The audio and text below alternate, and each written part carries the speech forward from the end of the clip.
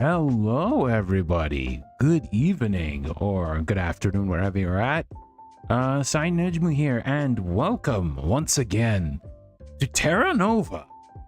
So I'm surprised we're actually playing this for like the 4th stream now. It's quite longer than I expected it to be, but yeah.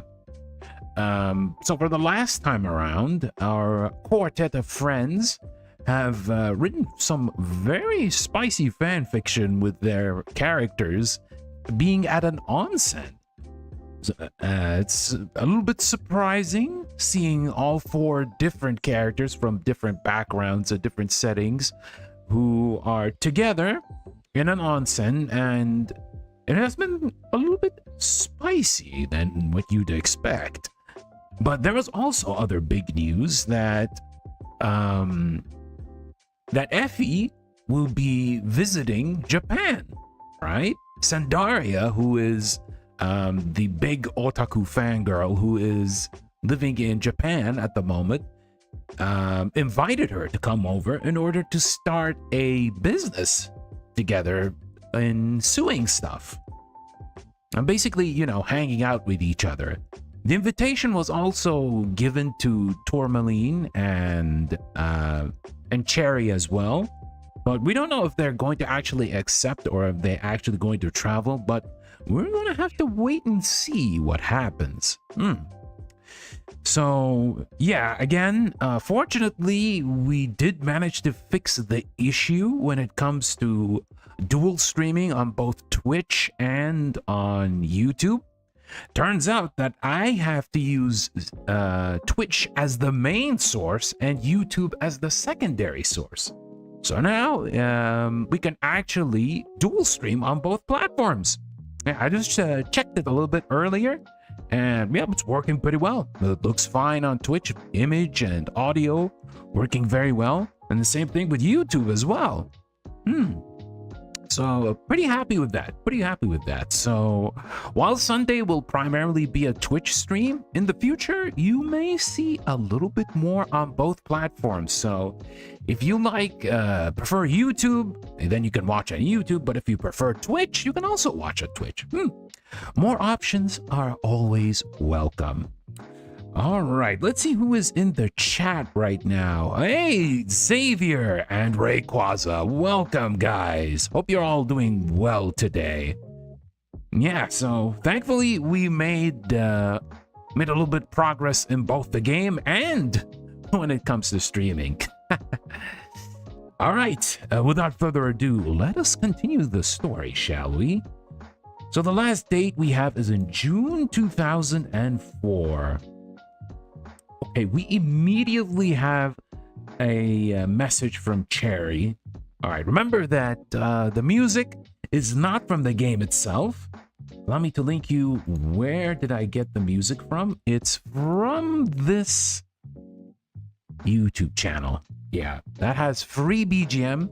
It has almost 5 hours of free lo-fi BGM, so if you want something as good background music in order to relax in, then you can feel free to do that. Oh, wait. Whoa. Sandaria also sent me a message? Okay. Hey, Tourmaline. Random question. Do you know how many calories are in a crepe? Probably a lot of calories, not gonna lie. Crepes are... I mean, it also depends on what's on the crepe itself. Like, you can have, like, fruits on it and, not too much, like, whipped cream or not too much, like, extra sugary stuff on it, and it'll be fine. Like, there are some healthy crepes, but usually the best of crepes usually are stuffed with, like, lots of, like, chocolate or fruits or... I don't know, all kinds of sweet things, right? And they'll definitely put on the calories, to say the least. Okay, so let's see what we answer. No idea. Wait, why? What are you doing? Holding a crepe. I mean, you're gonna ask her about how many calories a crepe has, and you're holding it in your hand. Just eat it already. You already bought it. Then eat it? I mean, right. Tourmaline makes sense. But I need to be at least 5 kilograms lighter for the next shoot. Dang, these flabby arms. Sandaria, you talking about this? Oh, what is this link? Let's check it out. What is this? Today's food log. Well, I think we actually read this, right? 2 liters of Pocari Sweat, 200 calories. Calorie Mate, 1 each, 100 calories. Lots of green tea, 0 calories. A dark chocolate square, 70 calories. Did you know when you drink lots of tea, you're less hungry? I mean, I think that also applies to drinking water as well. It doesn't have to be tea, right? It doesn't have to be tea. You can just drink like an adequate amount of water and you'll be fine. You won't feel that hungry. Okay. Was that all you ate for the whole day? Yep. Oh my god. Girl, you are going to be a twig if you're going to continue this kind of diet. That's terrible. I don't know if that's a good thing. So here we have the choices. You need to eat more, or are you feeling stressed out? Well, from what I've noticed here is like she's being a little bit too keen on trying to lose her weight as much as she can. Even though like it doesn't have to be that extreme. You get me? I'll probably ask her, are you stressed out? Are you feeling stressed out? Well, yeah. I mean, modeling is kind of stressful. And making enough money for rent is really stressful.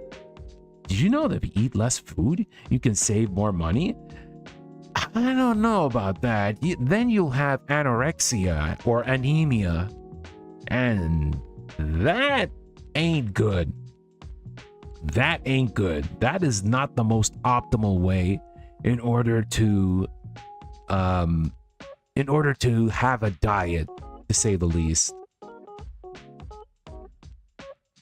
Yeah, and I think I heard stories about like the modeling business when it comes to women and men trying to reach a certain weight so that they would look good enough in order to walk on the runway. And I don't know how I feel about that. I don't know. I've heard lots of horror stories about many models having extreme anorexia, and they have a lot of like terrible health issues. So not a good idea. Not a good idea to sacrifice yourself for just, you know, something like modeling. But I don't know. Maybe it's just me. I think you have a problem. My problem is my parents. They're controlling. They pay my rent now, yeah. They're gonna cut me off soon. Wait. I had no idea about all that. So, you know, I'm from California. I'm studying abroad here for my last year in high school. And right after that, my parents want me to come home to live a normal life. That's not me. So you're gonna live on your own in Japan when you graduate? That's the plan, Stan. Is the school still okay for Effie and I to come visit you? You're trying to save money. We don't want to make you eat out. Oh, no. I insist. Okay. Hey, Sandaria. Yes? Eat the crepe. You bought it already, so you should eat it. Don't waste your hard-earned money. Too late. I threw it in the trash. What is wrong with you, girl? What is wrong with you, girl? You wasting a good crepe like that? You're insane. You are absolutely insane. What is wrong with you? I had like 2 bites, though. 2 bites. Oh, man. This girl is... Well, good luck to you. Sandaria. I gotta go, but I'm so excited to have Effie. And you. Come visit me in Japan. Doodles for now. Okay, she logged off. Is there anything else? Yeah, I guess that's it. Toodles? We'll talk more later. Alright, let's see what Cherry has to say. Hey, didn't I tell you about Alonzo? Who? He's part of my school friends and he asked me out. So we're dating now, I guess. Congrats. Since when? Since like a week or two ago. Sorry, I haven't been online recently. We've been hanging out a lot. It's cool, no problem. Yeah, turns out boys tease you and they like you. Huh?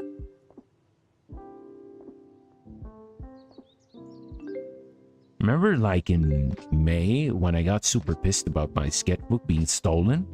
Turns out it was just a joke. I remember you being really upset. I don't know. I was probably being dramatic.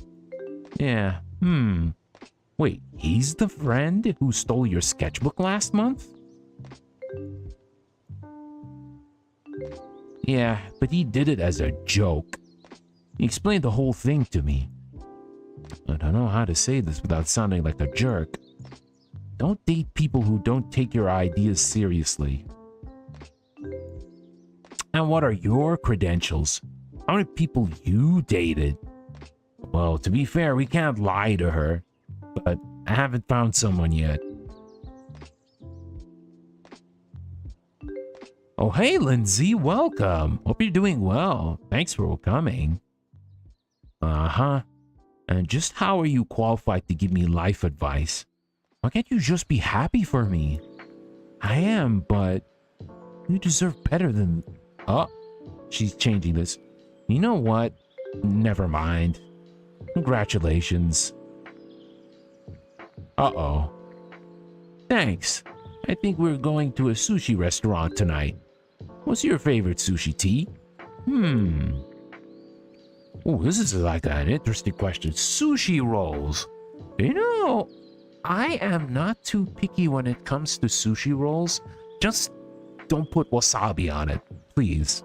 I don't like wasabi. Wasabi is like one of the foods that immediately gives me a gag reflex. I absolutely don't want anything to do with wasabi. No, I'm sorry. For anyone who likes wasabi, more power to you. But for me, nah.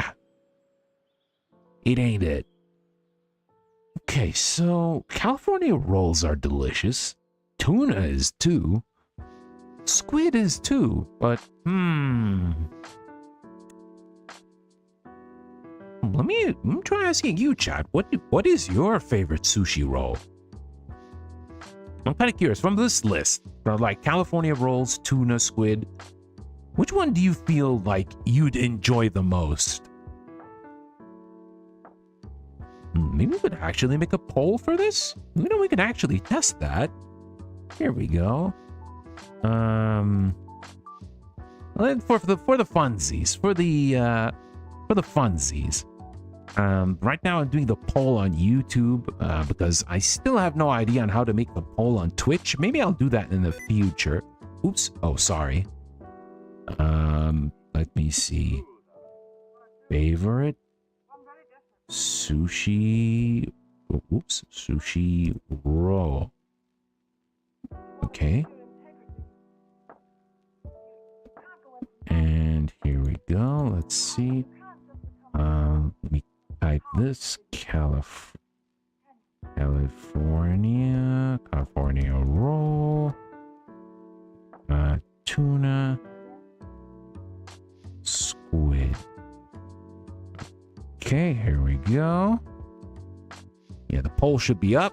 All right, go ahead and vote, folks. You can also vote in the chat, in the Twitch chat if you want as well. Feel free to. I'm checking both at the moment. But yeah, feel free to choose. And we'll probably, the majority will probably get to choose in the game as well. Like, let's see in the Twitch chat. Is anyone actually voted like in the chat itself? It doesn't look like it. But here I'm seeing that California roll is in the lead. Ooh. All right. Seems like there isn't any changes when it comes to the votes. So I guess we're going to go for California roll then. All right. California roll. Let's do it. California rolls. I could eat those all day. Same. Yeah, that's a good choice. Oh, he just texted me. Gotta go. Be careful, okay? Okay? I will? No. Thanks. Okay, Cherry left. Feels a little bit weird, but... Hey, have fun out there. Guys should do something else for now. Let's check the live journal. Ooh, Juneteenth drama. Oh, so Effie's having a little bit of drama here. So yesterday, we drove south to have a barbecue with my fam. By that, I mean everyone. Uncles, aunties, cousins from down south. You know, the whole y'all don't know about brisket thing. The day was starting out great, you know. Auntie S, Auntie S gave me B-Day money towards my new sewing machine, and I were talking about cosplay. Like her husband goes to cons. Anyway, I decided to show her my bro and I's super secret cosplay. I'm still trying to figure out how to make a certain character's green dress. But here's the part where it got weird, because then she was like, hold on, Auntie B sewed her daughter's wedding dress, and calls B in. She takes one look at the picture, doesn't even answer the question, and says, girl, you still into that white people stuff? No. Ooh. Okay, that's interesting. They're Japanese, Auntie B. Alright, step off, B. She just wants advice. Well, I'll tell you what. Oh, I got advice, alright. Just not on the dress. What did she has to say? All my anime friends are white. Everybody I talk to online assumes I'm white. I cosplayed Hinoto and someone came up to me and was like, you can't do that. She's white. People act like they own all those characters. But then my family being all, stop trying to be white. And I'm like, how do I even please you people? Ugh. I just want to make my own convention and invite all the cool people. Anyone says you can't do that or you can't like that, I'm going to kick them out. Show the other black kids they can like whatever they want. It's my convention. I mean, honestly, when it comes to cosplay, like the freedom of like being able to cosplay your characters despite being of a different ethnicity is, I honestly feel it's pretty cool, right? Like I did talk about before that there's this awesome African-American cosplayer who cosplays Johnny from Guilty Gear. And he looks amazing. His cosplay looks amazing. He has like a very well-toned body. And the cosplay is like, mwah, chef's kiss. Amazing. Amazing work. But yeah, I think like fans do like to express themselves in different ways. And one of them is cosplay. So yeah, just let them do what they want, man. Let them do what they want. Let them cosplay the characters that they love in media. Okay, so I guess now we should be messaging Effie. Hey, Effie. Hi. Sorry for the radio silence. Is it the dress? It's an all-consuming abyss. Don't get me wrong. I can't wait to see her face when she sees it. It's gonna be amazing. It's just my workshop looks like tool hell right now. Speaking of Sandaria. Okay, so now we have 3 choices. Have you noticed anything odd with her recently? Did you know that she's not eating? She seems like she's under a lot of stress. So, let's, bit of a... Have you noticed anything odd with her recently? Do you know that she's not eating, or she seems like she's under a lot of stress? I think this is the more logical choice. She seems like she's under a lot of stress. Oh, she's changing her mind? I had a funny chat with her about a crave today. Wow, I didn't expect she changed the answer. Oh, she loves those. What kind? Oh, I didn't ask. Probably strawberry cheesecake. Yeah. Well, that's awkward. Hey, have you talked to Sandaria recently? Like, is she doing okay? Like in general? Yeah. You know she's been fighting with her parents lately. They want to take her on the family business when she gets back. But she's doing so well with her modeling now, she's paying her own rent. She told me she's practically rolling in cash. Okay, we gotta be honest with her. That's not what she told me.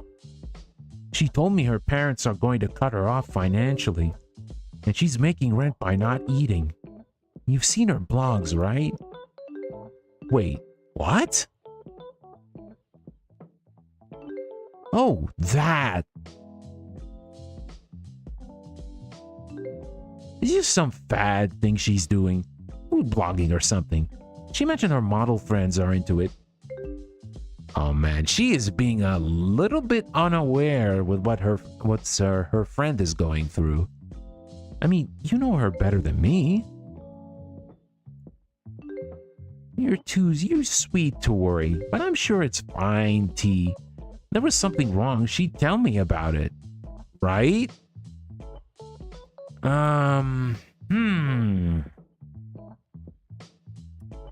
I mean, I don't know. Should I tell her that I doubt it? I'm not sure if that's actually a wise idea if we actually say if we doubt it, right? But if we say we doubt it, she might get a little bit angry. But if we say yeah, it's just like not really helping Sandaria's situation. It's quite the pickle we have here. It's either telling the truth or just trying to cover her up, or cover her lie up or something.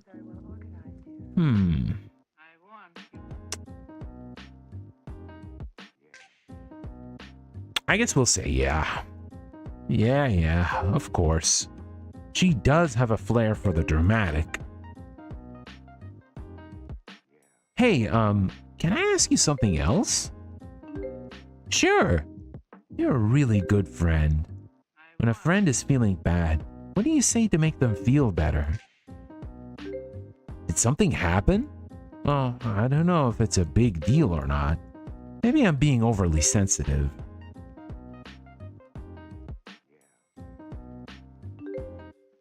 My mom told me once that even though we have one mouth, we use that more than our 2 ears. So like, sometimes it's enough to listen. What if it's a problem they don't know they have? Like if a friend of yours have a spider on their arm and they didn't notice. I'd befriend the spider, of course. I am a goth after all. But listen. What if it was a radioactive spider? What are you gonna do after that? Are you gonna actually handle the responsibility of being a spider woman? That's a pretty important question right there. Haha, very funny. In all seriousness, I don't know. Sometimes I think I miss that kind of stuff. Like, I just realized that even though you and I started TERRANOVA, it's mostly been me and Sandaria or you and Cherry. You talk about her a lot. Do I? Ugh, I'm sorry, Effie. I'm gonna make it all up in Japan. Yeah! T, I am so freaking excited. My eyes are going to vibrate out of their eye holes. The XD. Me now. Future me. Thanks for the advice, Effie. I mean it. I'm lucky to have you as a friend. I don't know if I did much, but... Glomp. And then hug. Ah, man. Well, I gotta give him this. This is very accurate to what you see with this age group in chat rooms or in messaging applications in their teens in the 2000s.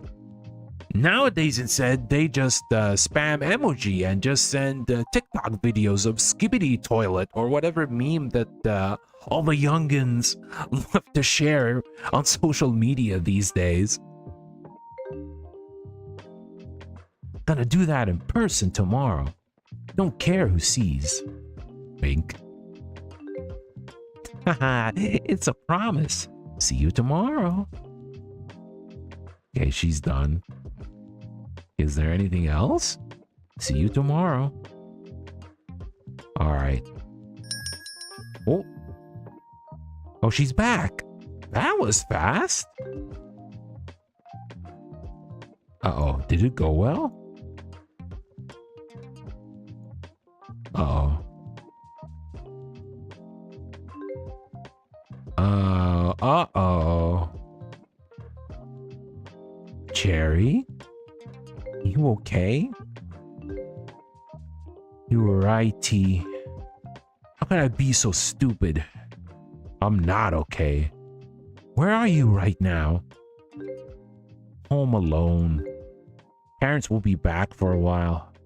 I thought we were going on a date. But when I got to his car, he said plans changed. He told me I was different than the other girls. Cooler. Then he put his hand on my leg and said I looked nice. Uh-oh. Uh-oh. You see? She was right. Tourmaline was right. This boy is mad sus. Oh my god. I just told him I wanted to go to dinner. We argued for a bit. But then he opened the door and was like, then go home. I'm not taking you. So I walked back. I'm here to listen if you need it. Are you safe? You need some RP to cheer you up? No, I don't think RP is going to help. She's home. She's home, so she's definitely safe. But yeah, let's give her a listening ear. I'm here to listen if you need it. How are you feeling?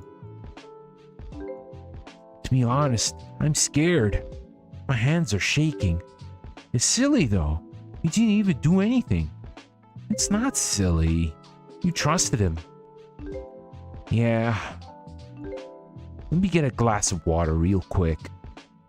You're not going anywhere, right? I'll be right here. Cool. Be back soon. Yeah. Once you realize that this guy actually stole her sketchbook, you know he's not a very good fella. Cherry?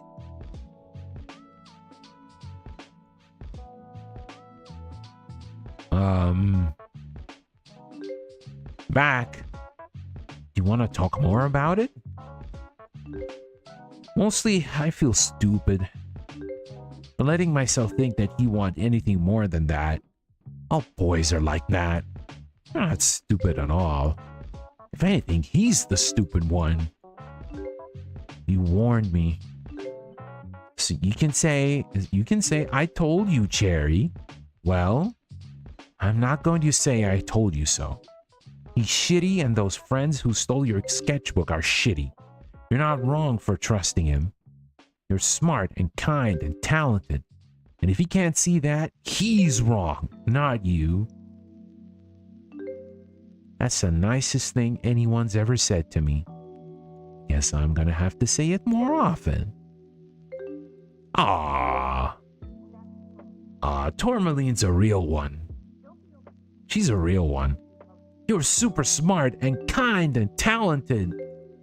Oh my god, stop. You're making me blush. I'm probably not gonna go for sleep for a while. Want to roleplay? Heck yeah. I'll start. Okay, it's time for the RP. Time for the handsome looking boys RP. I'm going to start right after this scene, I think. Where is this? Oh. Ooh, okay. Can we actually read this? All right, let's actually read this. Did we have to read the Obsidian one? Maybe we can actually give it a read. Okay, so the characters are Dominique Gonzalez and Hikaru Takeda. The parish, Obsidian's room. Though your sins be as scarlet, they shall be as white as snow. Though they be red like crimson, they shall be as wool. If ye be willing and obedient, ye shall eat the good of the land. But if ye refuse and rebel, ye shall be devoured with the sword. For the mouth of the Lord hath spoken it. Isaiah 1 to 18:20. I see. Hikaru slowly rose. His body was still twitching from the electric shock as he stumbled over to Obsidian's still corpse and yanked the arrow from their head. His eyes were cold and mirthless. Oh, by the way, the character in my thumbnail for this stream that's Obsidian, and the artist that actually drew this is actually made it look a lot cooler than I expected it to be. So shout outs to them. And speaking of which, for the past thumbnails that I had for this game, it's all like art from different artists that the developers have commissioned, I believe. So technically it's official art. That's why I'm able to use them as thumbnails. And to be honest, I don't like to generally reuse the same thumbnail. I generally do not like to use the thumbnail multiple times, like for part 1, part 2, part 3, just the same image and like the same PNG of myself. Nah, I always like to make my thumbnails different because it's a different stream, right? Different stream, different thumbnail. Hey, stranger, welcome. Oh, you playing that Windows XP knockoff again? Yes, we are. Yes, we are. Story has been actually has been developing quite a bit. Sendaria, the girl in Japan, she is modeling and she's not having a good diet. Meanwhile, Cherry, who was also part of the quartet, went out to a date with a no good boy, and she was dumped. So now we're trying to RP again with the main character. But yeah, I hope you're doing well, stranger. Welcome. All right, let's continue reading this. Finally, dropping the arrow to the floor, he took a hunting knife from his boot and began to take his prize. Their head. The priest couldn't speak. He scrambled away from the gory scene, his hands over his mouth. He wanted to scream. No noise came. Tears rolled down his cheeks. He pictured Hikaru the first time they met, cheerfully sipping tea across from him in the parish dormitory. Him grabbing at Etienne while Isaiah picked him up by the cloak, chuckling. How could he have gone this so wrong? Min, you are my younger sibling. How could he have gotten all of this so wrong? He squeezed his eyes shut. The only sound in the room was a sickening grind of steel against sinew. He believed Obsidian. He was no stranger to death. He had assisted deathbed confessionals before, and had heard the most awful of truths on the lips of the very nearly departed. But if it was true that he had family, and it was true that he was a changeling, then... The knife hit bone. Dominique's head snapped up. He willed himself to look at the grisly scene in front of him. Kill them. His words felt heavy, numb, as if he'd been drugged. Hikaru said nothing. He continued to saw at the bone. Saw away at the bone. Obsidian, his sibling. You killed them. He couldn't say the word. Why? How far would you go to right a wrong? It was with dawning realization then that Dominique understood a fraction of what Hikaru's inner monster looked like. The elf turned towards him, his eyes cold and unwavering, like a hunter stalking his prey. Dominique had seen the same look before in his own reflection, blood dripping down his chin after he devoured the scavenger. Would you sacrifice your body, Father? Your soul? The eyes studied him, unblinking. God looks different to you and me, but I assure you, we're more alike than you think. A shudder rippled down Dominique's spine. What you're asking is, would I kill another person to right a wrong? Then no. Murder is an unforgivable sin. Sacrifice is what prevents more suffering. You can't make that call, Dominique replied. He swallowed the rising bile in his throat. Only God. That won't be a problem then. With a snap, Obsidian's head was separated from their body. Dominique had to stop himself from vomiting. Just moments ago, they were a living, breathing person. But now, they looked just like him. Their head in Hikaru's hands. Fear crawled up its way up the base of his skull. Hikaru was dangerous like this. He needed to get help, or to tell Eitan or Isaiah. Isaiah. You said sacrifice is what prevents more suffering. Isaiah can't possibly agree with you, he said. Hikaru glanced to the side. He'll understand. His tone betrayed doubt. He has to. Or what? You'll murder him too? Sorry, Father. I gotta go. Don't drag him into this. Dominique grabbed Hikaru's shoulder, and the next thing he knew, he saw stars. He awoke in a puddle of his own vomit, stretched outside behind the serpentine corpse of the obsidian. The room smelled like blood. His head was throbbing. Hikaru was nowhere to be seen. You're downloading Skyrim again? Oh, that's nice. Hope you're enjoying it. I heard that, Skyrim modding is pretty wild. Also, Neko, hello. Welcome. Okay, taking a look at the body again was like looking at a toy with its head pulled off. Sad and broken and not real. His eyes drifted to the ring that rested in Obsidian's claws. It was in black, inset with a glowing red blood caked on the sides of the stone. He remembered the way Obsidian's eyes looked when they offered him the ring. When he touched their palm, it was cold and stiff. He jumped, a chill ripping through his body, but he closed his fingers around the ring nonetheless. He couldn't save them.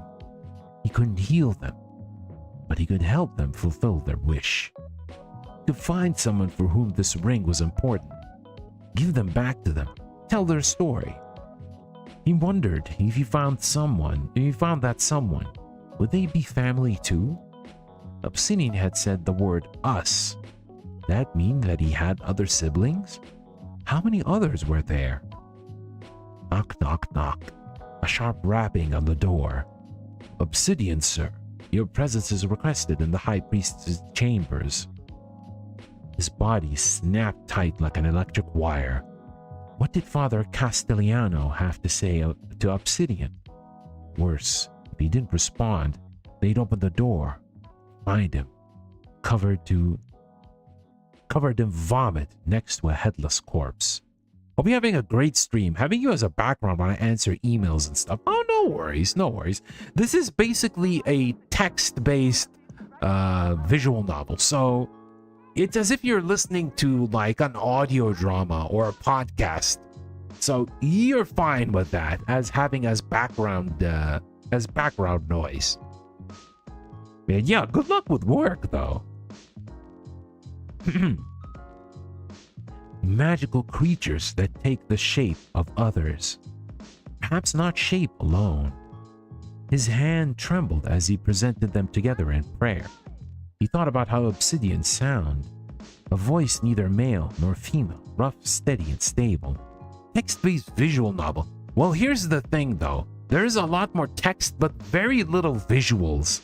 So the visuals here are, browsers or chat programs. That's the only visual part of this visual novel. So there isn't like a lot of like artwork or CG or like cutscenes or what you see usually in visual novels. So it's a lot more text based. Like there's a lot of text in this. But this kind of emulates like someone sitting on their PC browsing through the internet in 2004 or in the mid 2000s in general. But yeah, you could say it's a little contradictory, but there isn't much images to go with what's going on in the game. You get me? I hope I wasn't too confusing. And if I was, I apologize. All right, let's continue. With tears in his eyes, he spoke what he thought Obsidian might say. Be there shortly. From his lips came a voice that wasn't his own. Just practicing my form. Of course. Sorry for bothering you. Necromancy. More confirmation that Obsidian was right. He wasn't a monster. He was a changeling. There was no time to cry, or scream, or fall apart. No matter how much he wanted to. He slowly rose, as if drawn by puppet strings, and searched the closets. Shaking hands, he changed his clothes, stuffing his filthy robes deep into the linens. He was so tired. He climbed through the shattered window to the outside. Fresh air. Under the cover of darkness, he stole away like a common criminal.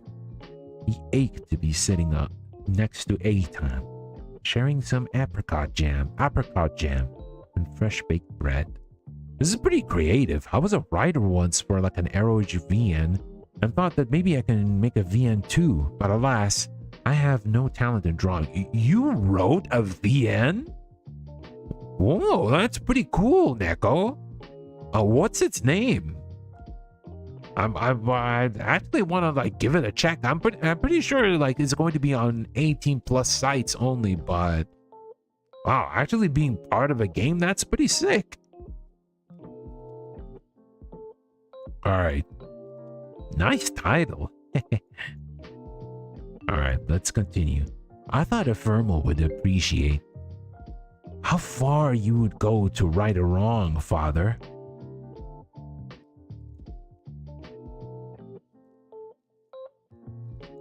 All right.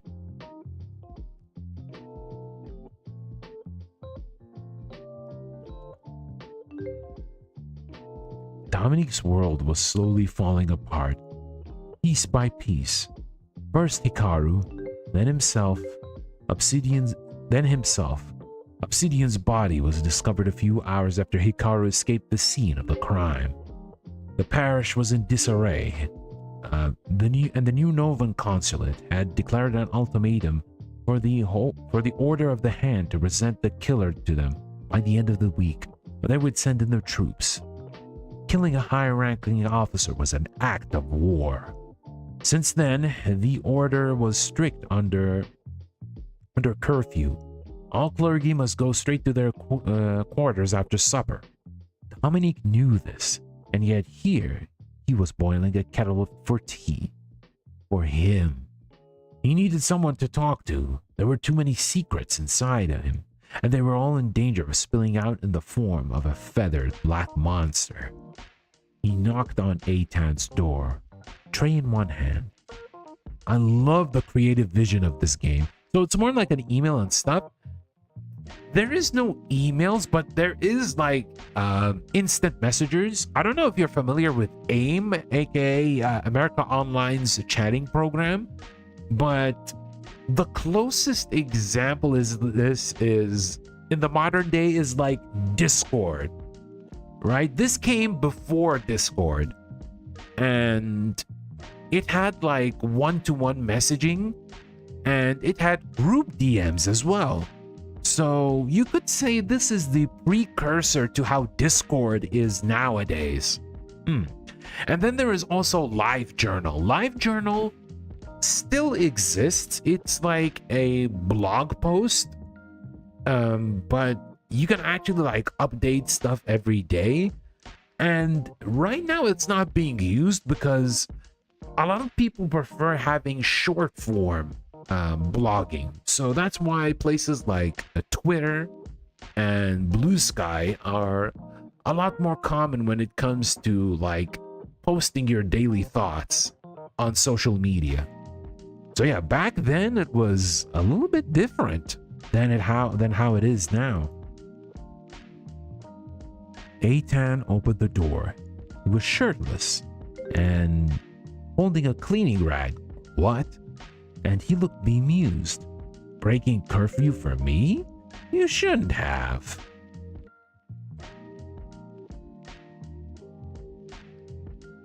Alright, let's wait and see what Cherry has. I thought you'd be hungry. He laughed nervously, turning away to set the tray on the bed. Why was it that when he saw him, he became so... He thought back to the hot spring. It seemed like an eternity, though. Sorry to bother you. He turned towards the door. Eitan put a hand out, blocking him before he could escape. Just wait till our patrol is over. It'll be easier. Yes, of course.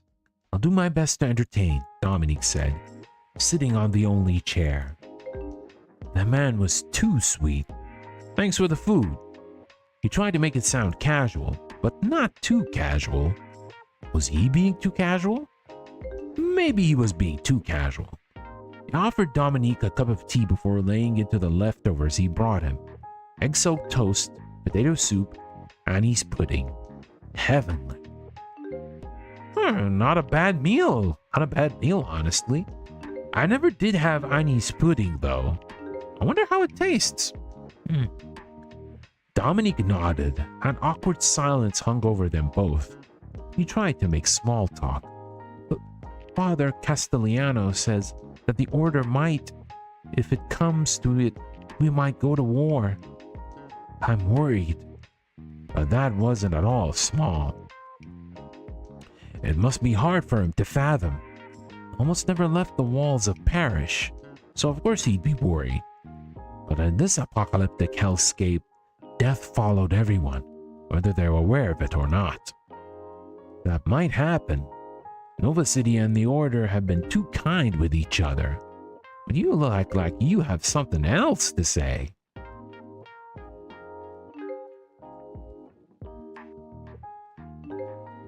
Dominique's fingers gripped his robe tight. He told himself he wouldn't cry. Eitan, person who killed Obsidian.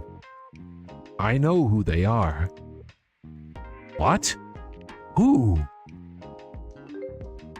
He told himself, but it was all too much.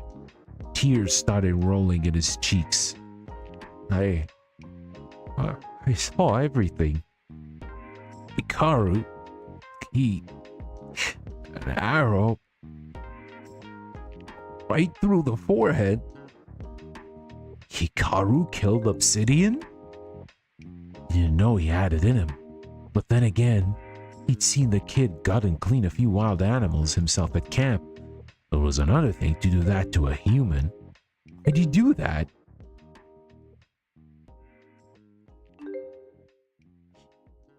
He took their head, Eitan, he said with a shudder, and then fell quiet. I'm sorry. He wiped his nose on the back of his hand.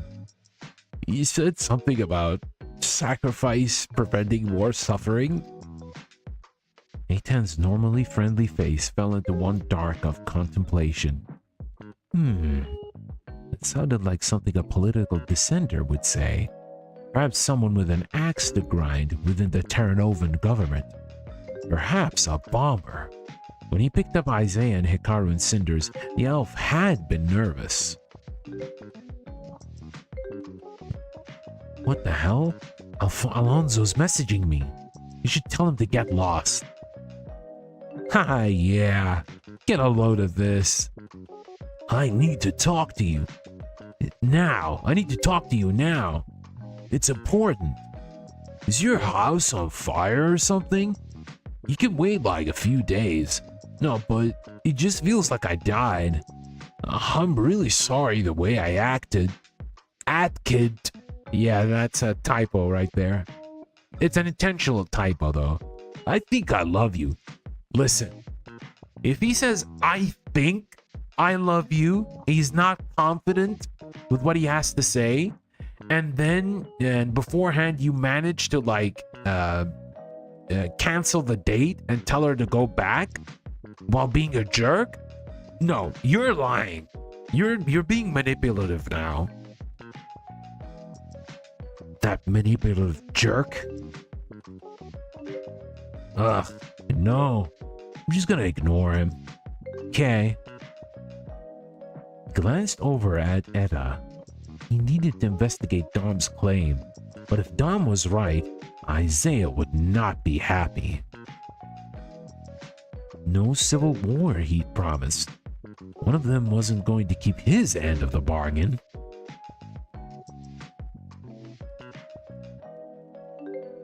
I trusted him. I let him into the parish with those weapons. He trailed off, his voice waterlogged. I'm responsible for their death. The last thing he wanted for him was to get pulled into this mess. He couldn't have known. I was the one who told them about Obsidian being in the parish. He stopped short, that they could seek rest at the parish. I didn't realize the kid had a death wish. Liar. Sorry for dragging you into this. Better.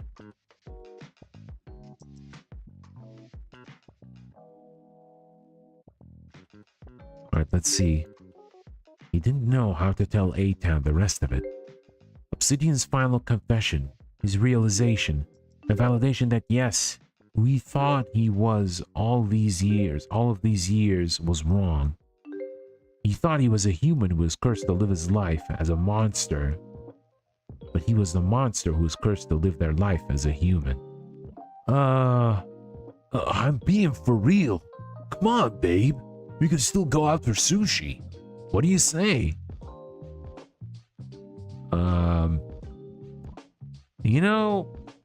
Block him. Yeah, block that idiot. Haha, I wish. Wait, you can't block him? Remember when I said he was part of my friends group in school? I'm gonna see him on Monday anyway. You have to deal with that jerk at school too? Small town, remember? Still kind of want that sushi though. No, don't do it, Cherry. I'll ask my dad if he wants to get some with me tomorrow. Oh, okay, that's better. Nice.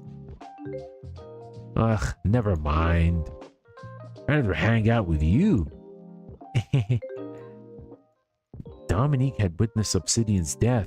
He'd be the suspect of the murder. He wasn't sure how trials worked in Urdania, but he'd heard they were done by fire. Crap. He was never good at this comforting business. Hey, Dominique. Hey, Dan? He put his hand on Dom's shoulder. Not gonna let anything bad happen to you. You know that, right? The warm comfort of his strong hand on his shoulder made him well up again. He lightly touched it. No secrets? Not like Hikaru's, at least. He chuckled. When he caught Dominique staring at him earnestly with those eyes, he swallowed.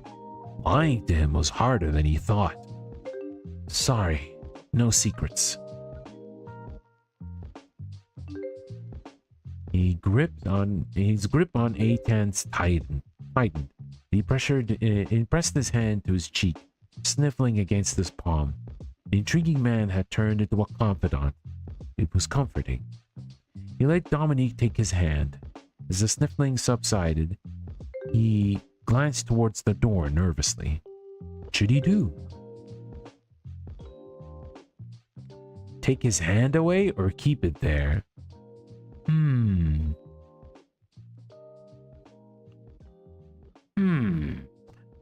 Maybe we could take his hand away. He coughed. Patrol's probably over.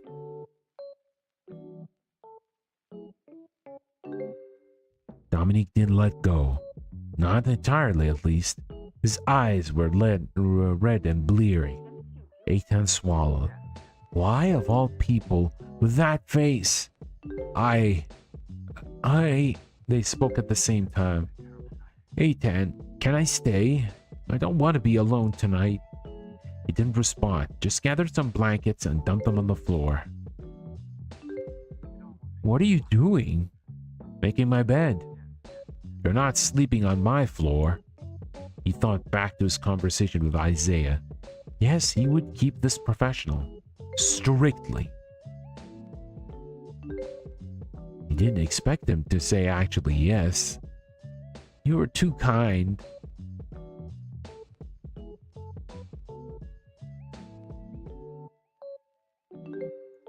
He caught himself staring at Eitan's shoulders as he smoothed out the blankets on the floor. The sinewy muscles moved smoothly, like a well-oiled machine. He blushed. I'll get the lights. He rose and snuffed out the light beside the table. However, Dom had turned off the lights too soon, and Eitan found him suddenly pitched into darkness. He reached out and ended brushing his fingertips over the other's chest. Felt a ripple of electricity and chuckled.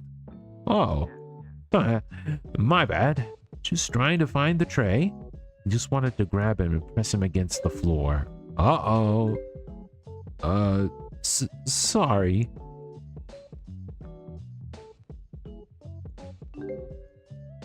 Dominique's heart fluttered as they touched. He swallowed hard.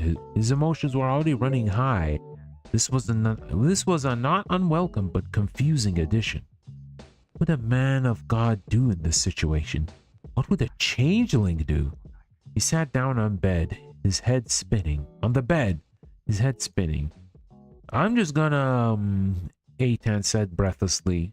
It was a clinking sound as he moved the tray to the floor, leaning on the pile of blankets. Here you go.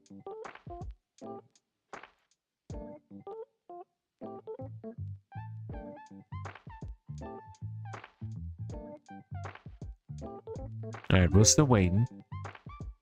His head buzzed with anticipation and confusion. The urge to let loose was strong. So was the feeling that he should say no. The angel and the demon. But the question on his mind at the moment was not which one side should give into, but which was which. He caught a glimpse of Eitan's silhouette bathed in the pale glow of the moonlight. He was kneeling in front of him, his head downturned, as if it was almost as if in prayer. Eitan had the misfortune of looking up in that very moment. When his eyes caught Dominique's, his heart stopped. Glowing a bright blue in the morning, he looked like an angel with tear-stained cheeks. Ooh, these choices. Oh boy, we are in BL territory, ladies and gentlemen. We are in that territory, so anyone who's a fan of that, rejoice. I know a good friend of mine who is totally like, have like their personal alarm ringing in their heads once they see the words BL in anything.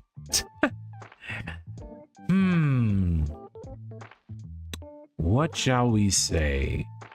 Should we actually go the distance and say kiss him or ignore him awkwardly? You know, let's do it for the funsies, right? Let's ignore him awkwardly and see what happens. Be professional. He bruised himself with rolling up a blanket and sinking down onto it. He was so glad the room was dark. Night, Dom. He cursed his hesitation. Good night. He snuck into the bed, flopping into the sheets that smelled overwhelmingly like him. He stared up the ceiling. It was all meant to happen, then certainly this too? He glanced over at the outline of Eitan's back on the floor. Hey, Eitan? Check it out. Yeah?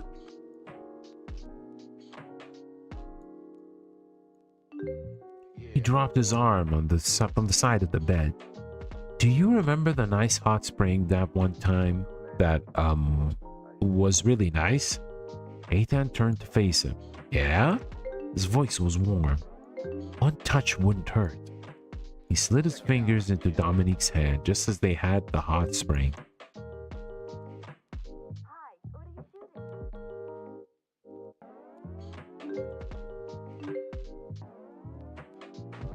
When Eitan's hand was in his, he pulled his palm up from the floor to rest on his warm cheek again. He smiled at him, soft and tired. Thank you.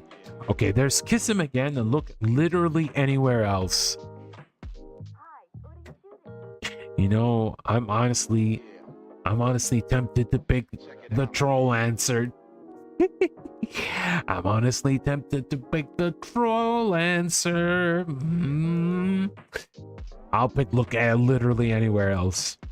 Oh, no, thank you, he said lamely, trying to figure out anywhere else he could look but into Dominique's eyes. You saved my life, my arm. You're a really good friend.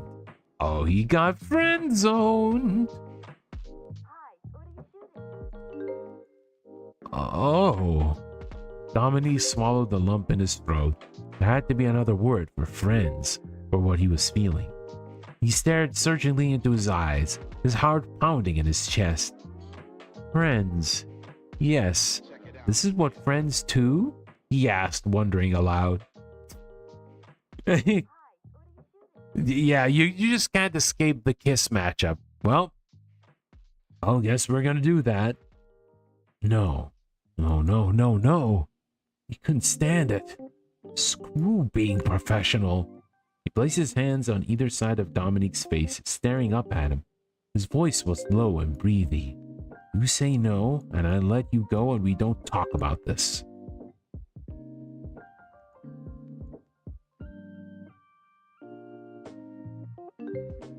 Dominique said nothing. Eitan's hands on his face toppled his resolve in one soft, light motion.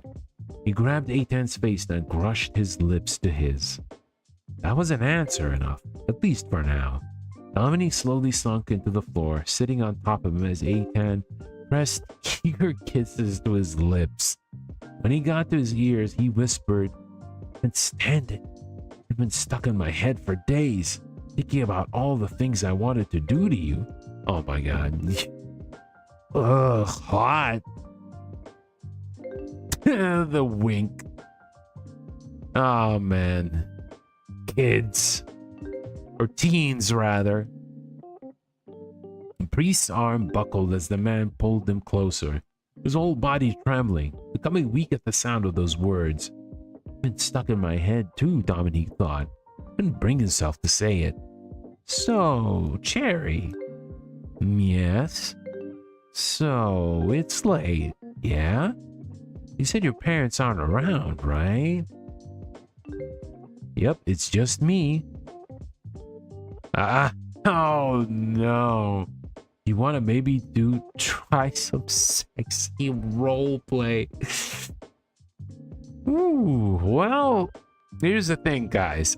When I picked this game up, I thought it was just going to be a cool nostalgia trip to the early 2000s and the internet and how friendships are starting to form online.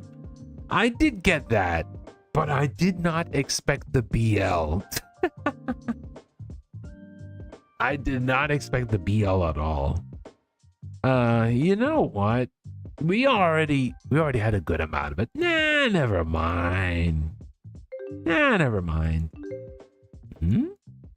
Forget it. All right. He took Dominique's hands and pressed fervent kisses into them, his brown eyes staring up at the others lovingly. What he was doing was an immensely stupid thing. He blamed the devil. Dominique blushed. He never had someone kiss him, tell him that he was thinking about him, touch him like this. Ever.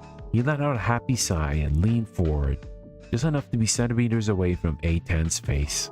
From here, he could hear how fast his heart was beating. I wonder if he could hear this too. He took advantage of the priest's closeness and wrapped his arms around him, kissing him again.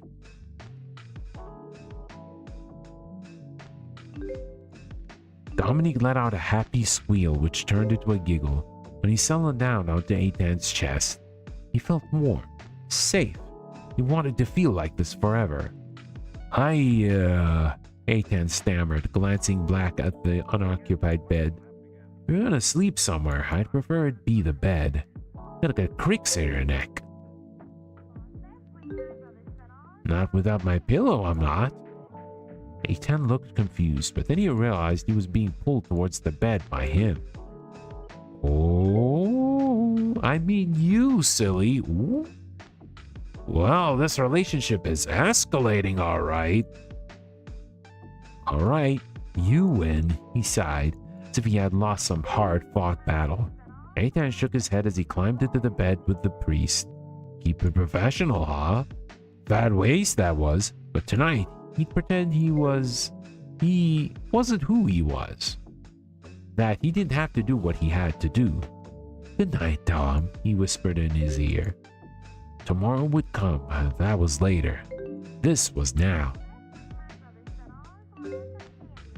Good night, he murmured back with a dreamy sigh. Aw, I love our boys in love. Me too.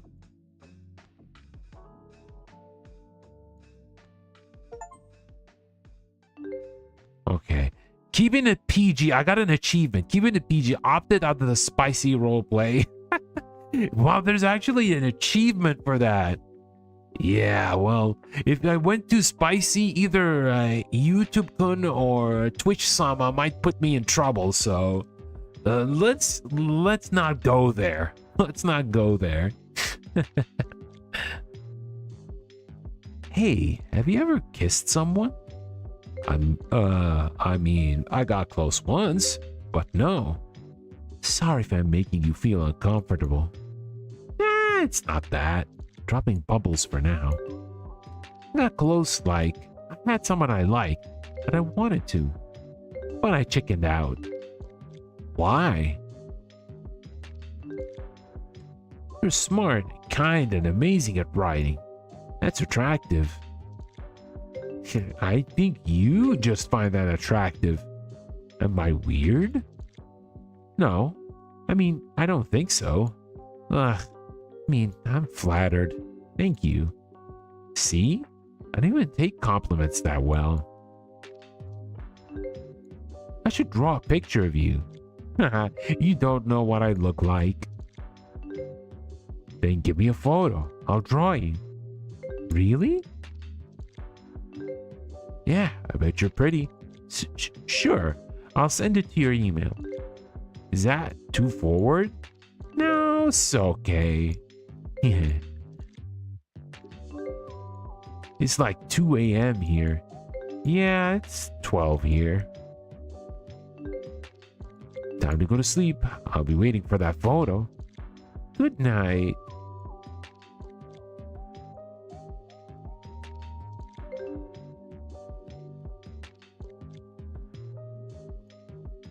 Alright, I guess we're done with that. Effie? Okay, there's nothing else. Can you actually end the month? No, not yet.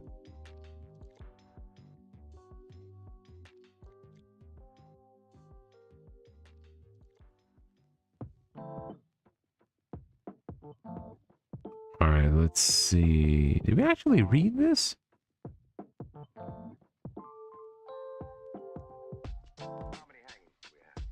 Let's see. Let's actually read this. I wasn't a good-looking kid. I was fat, shy, and bookish. Basically the opposite of cool. I had friends, but pretty soon they started to getting bullied for being friends with me. So they joined in the bullying. I left them for the bathroom. They'd steal my books and put them on top of the jungle gym, so I had to climb up and get them. And the popular kids would yell, "Hey, Mars Bar!"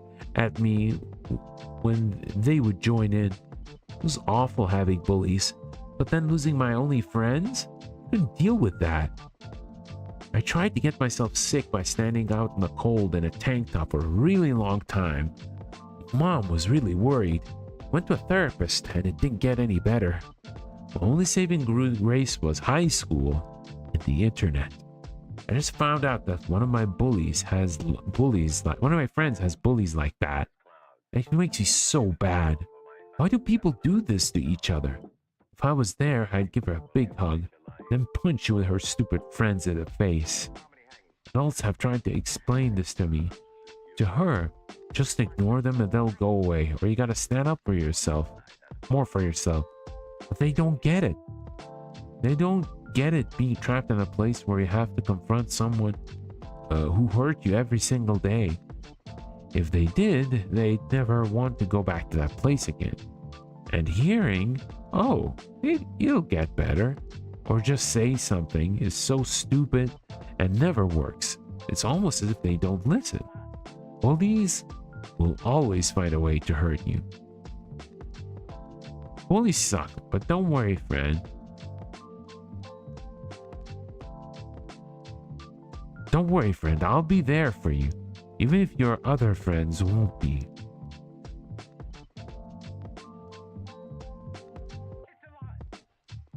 Alright. New post, I guess? Such great heights.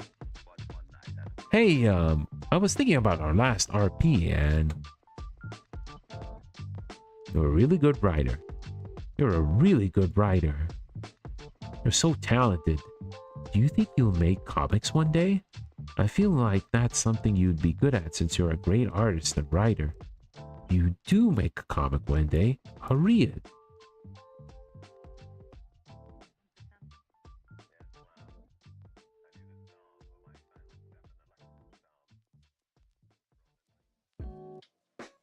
And I have to speculate, the God himself did make us into corresponding shapes, like puzzle pieces from the clay. And true, it may seem like a stretch, but it's thoughts like this that catch. My troubled head when you're away, and I'm missing you to death. I'll send to you later.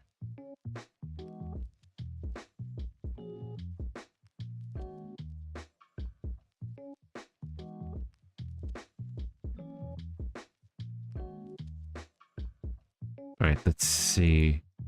We're done with that. Can we actually skip? No, we can't end the month.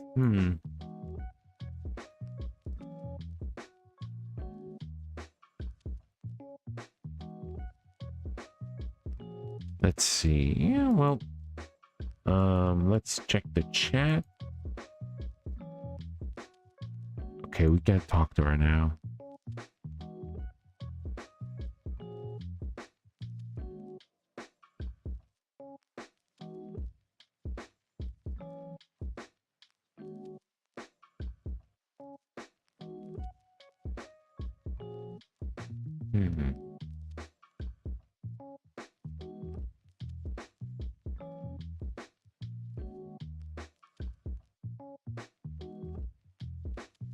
Okay.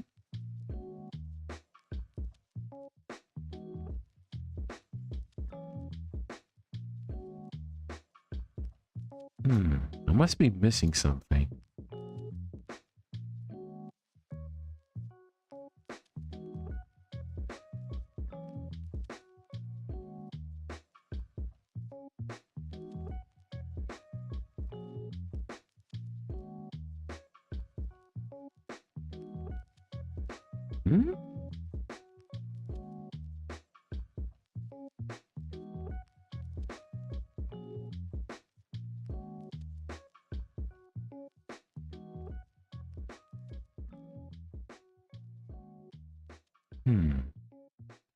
Maybe we can check on something. Maybe we check our friends list?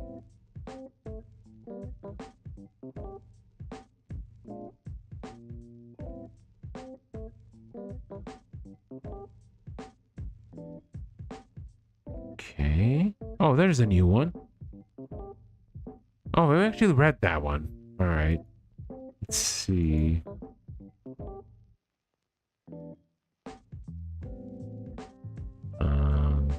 Maybe we check this.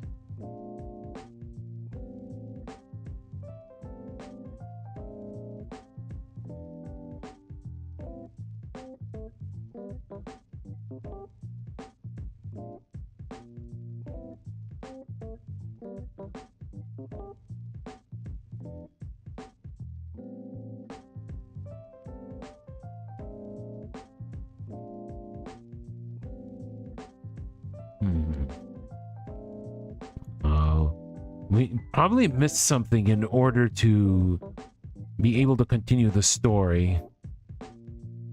Hmm.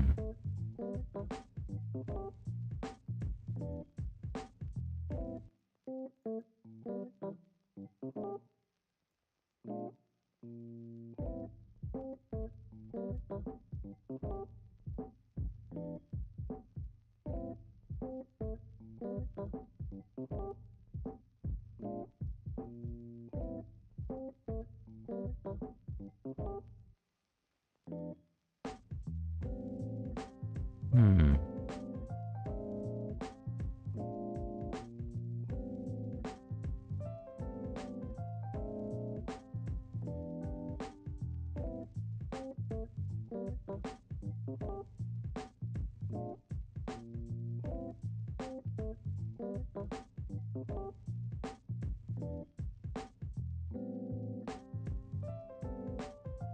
Hmm. Can I actually click here? Let's check them. No. Check Cherry. No. Okay, so FE is the same thing.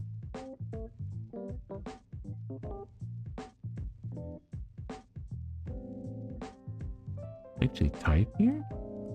No, you can't. Actually check Cherry's blog. Heh. Thank you, my prince. No, just joking, but seriously, thanks. We actually...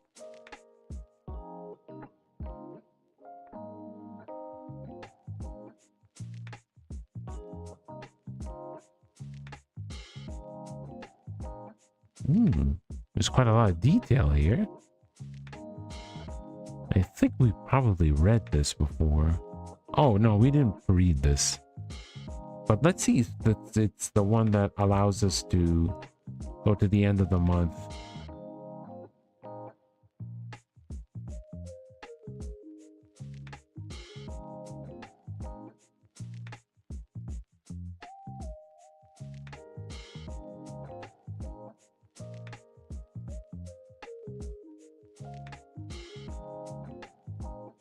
All right, let's check here again.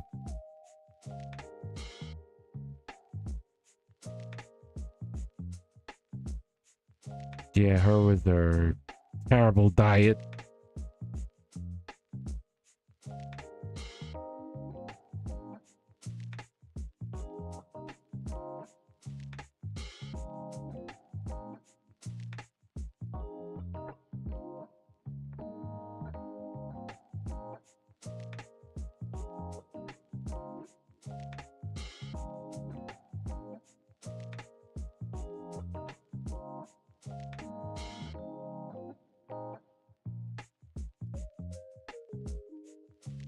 That's odd. Why are we still in... Make another new post? No, we can't. We can't make a new post. Let's see.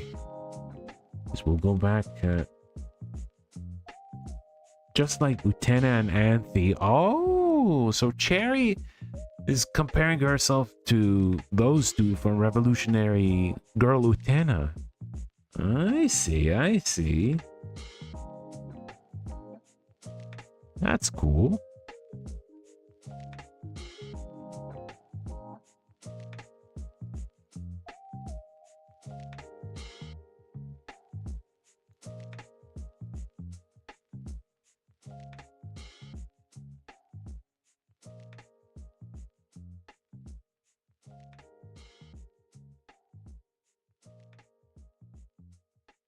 Alright, let's read this though.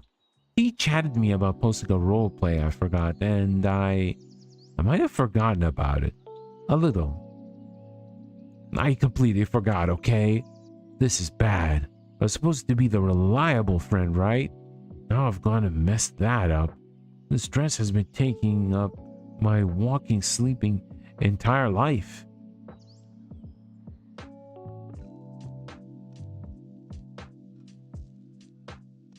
I can't sleep if I have a stitch wrong. I'll be doing something, anything, and then BAM! Inspiration strikes me, and I can't think of anything else. See? I'm trying to talk about tourmaline, and it's still about the dress. This is so frustrating. I want this thing to be done. I also want it to be perfect. What if I do both? Success for the dress. Puts on serious face glasses. Here's the thing I should be thinking about. Let's say in some weird and scary version of the future, someone wants to buy some of the clothes I've made. I know, but hear me out. I need to know what sells, right? And so if I think about it, more about that now practice whatever that thing is, right? So this kind of directed at one specific person, but I also really like to know if anyone else had those thoughts on this. I want to make things that people would enjoy, would someday buy and wear. Success for the dress? Okay.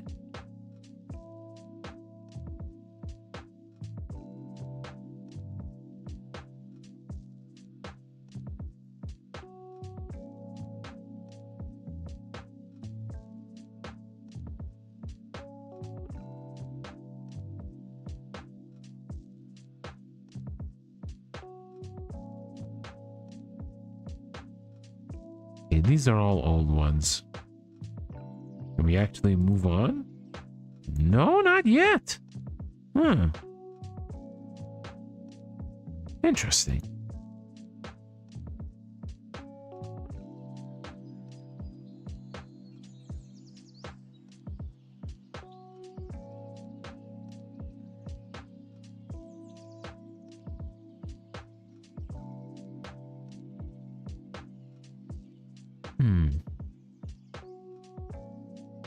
Yeah, I'm not seeing anything here.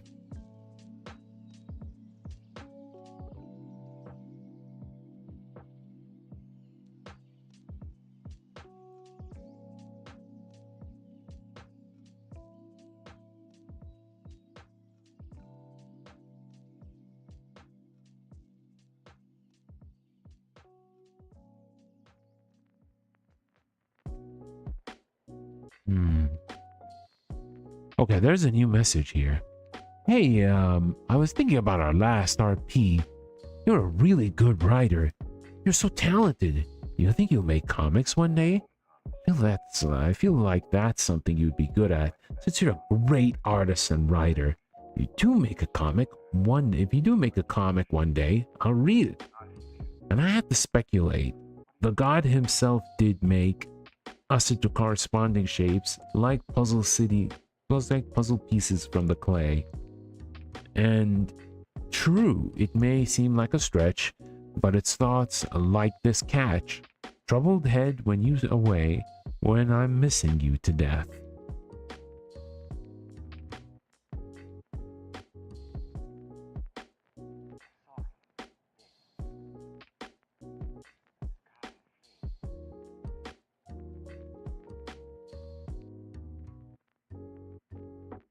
And true, it may be a stretch, but it's thoughts like that catch. My troubled head when you're away, when I'm missing you to death. I'll send it to you later. Okay.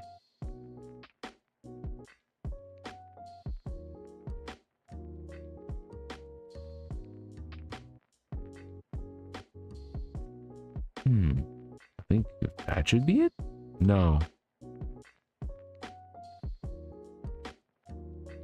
Maybe there might be chat here.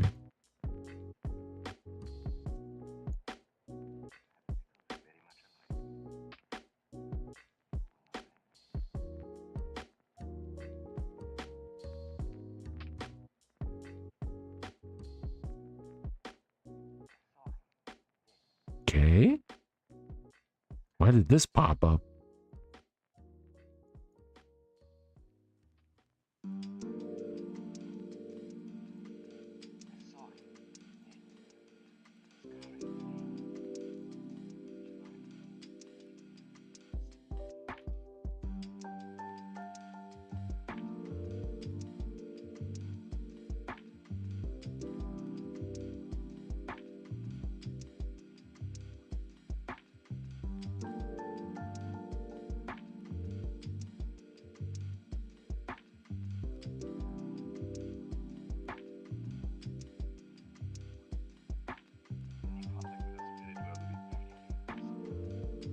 Hmm. I wonder why we're still stuck here. I don't get it. I'm pretty sure that's not a bug.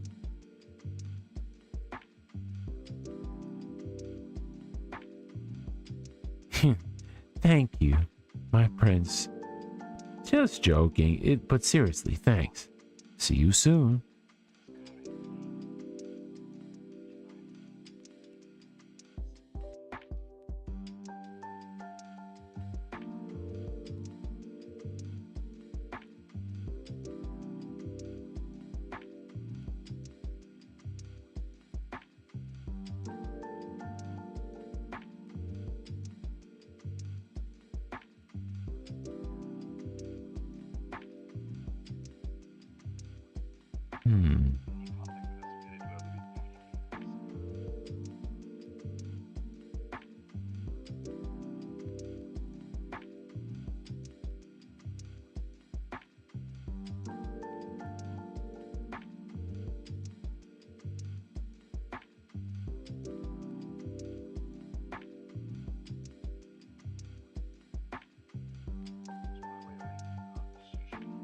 Let's see what we can do here.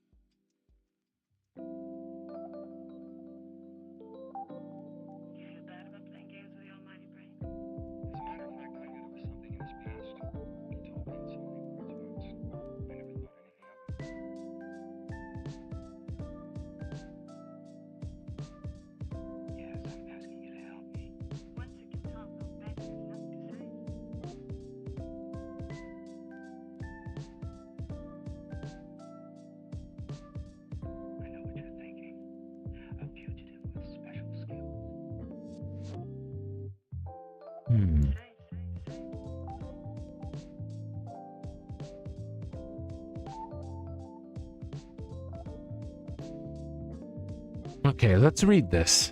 Oh, okay, so I've been really into those 2 chapters from the post-apocalyptic roleplay I'm in, TERRANOVA. They're like, one just can't. He's never been so scared in his life. He's been never known anything outside of his tiny bubble. And the other is worldly. He could have anyone, but he's fixated.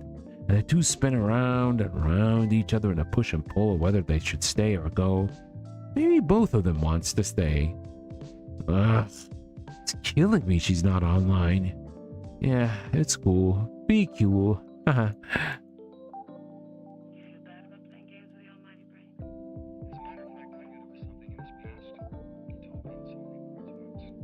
Okay.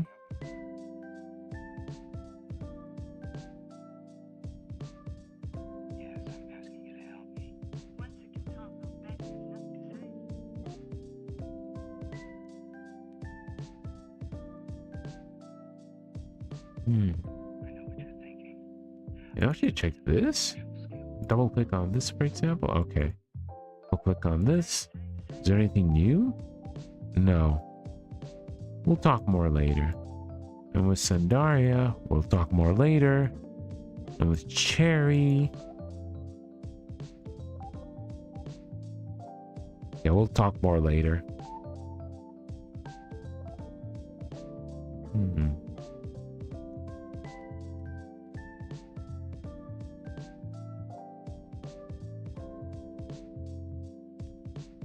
Oh, there we go.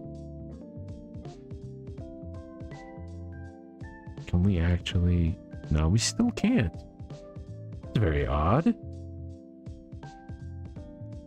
there anything we need to check? Oh, we already saw that.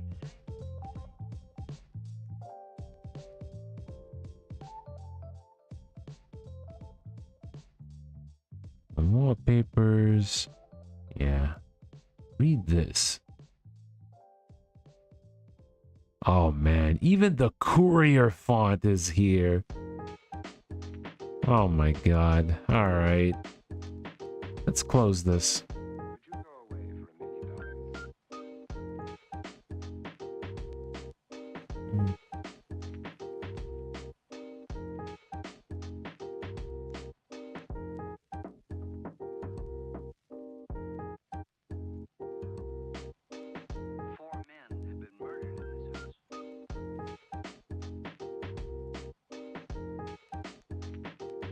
Make a new post? No.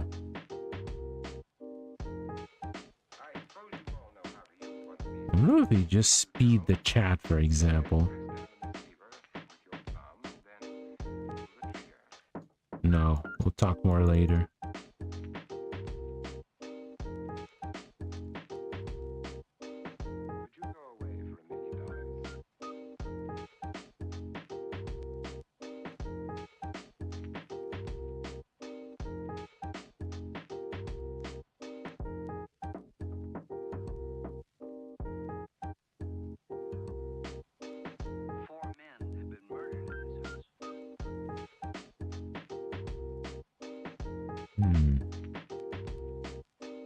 Okay, can we actually close these?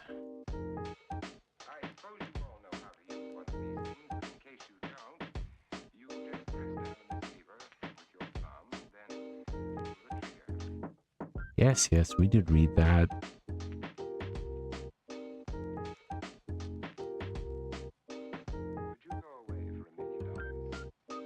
Ah, this is probably new. This is probably new. T just chatted me about posting a roleplay I forgot, and I might have forgotten about it. A little. I completely forgot, okay? This is bad. I was supposed to be the reliable friend, right? Now I've gone and messed that up. The stress has been taking up my waking, sleeping, and tired life, and I can't sleep if I have a stitch wrong. I'll be doing anything. I'll be doing something, anything, and then, bam, inspiration strikes me, and I can't think of anything else. See? I'm trying to talk about tourmaline, and it's still about the dress. Ah, this is so frustrating. I want this thing to be done, but I also want it to be perfect. How do I do both?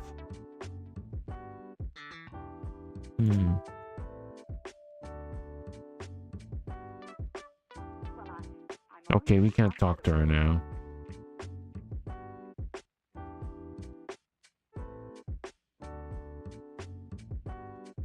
You can play solitaire here? Okay, cool.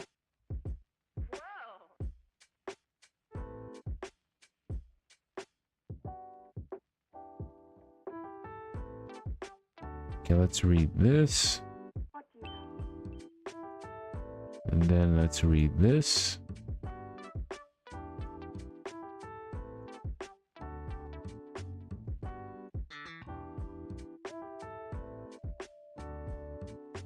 Ooh, that's the dress, huh? Have you ever had someone that you just want to impress? Like, who cares about what other people think? But if this person thinks I'm cool, I'm good, I'm set. Parents are whatever. Brother, whatever. Her. That's actually a pretty good dress. And she started screaming, and then I started screaming because it was like, yes, she gets it. I live in a tin can of an apartment. I've been saving money to show Ephemeral Smile the best time in Japan ever in the history of human history. Okay, so my apartment's kind of crappy, but can you imagine her face when she sees this dress in person? It's gonna be awesome. Oh, I'm gonna work hard to impress you, Effie. Well, gotta give him that. I think we read all of them, right?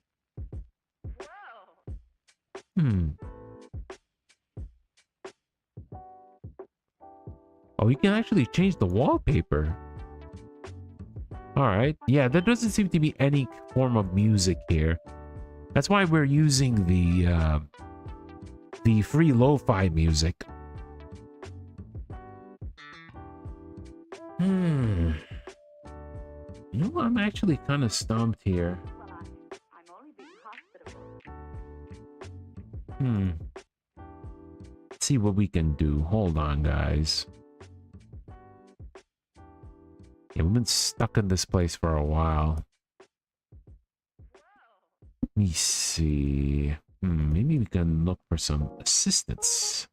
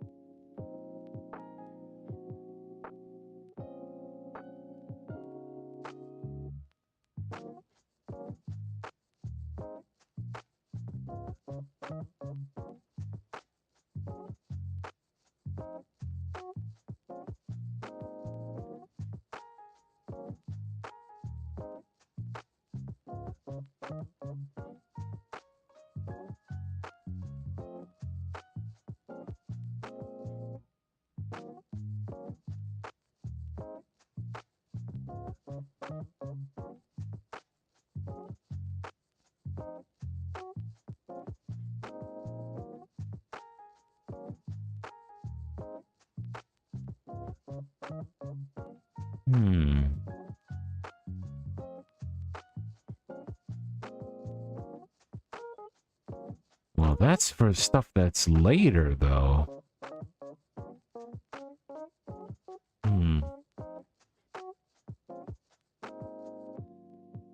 No, it doesn't seem like we can say anything else. Hope we're not. I hope we don't have a bug. Hey, Sebastian, welcome.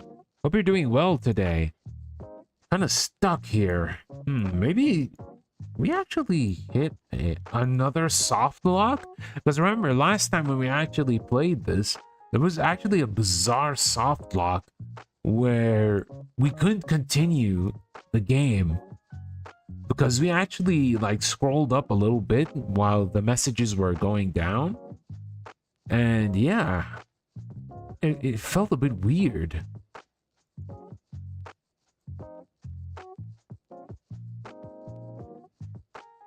Yeah, it seems like I'm doing good, but yeah, you mentioned that yesterday. Hey, happy birthday, Sebastian.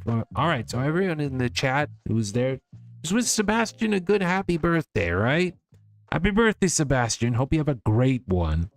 Hope you have fun having some good food and good time with the family and friends. Yeah. Hope you have a great one, buddy. Okay. I'm honestly stumped here. Do we actually need to restart this?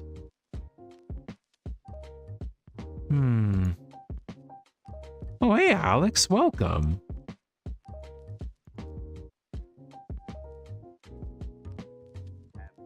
All right.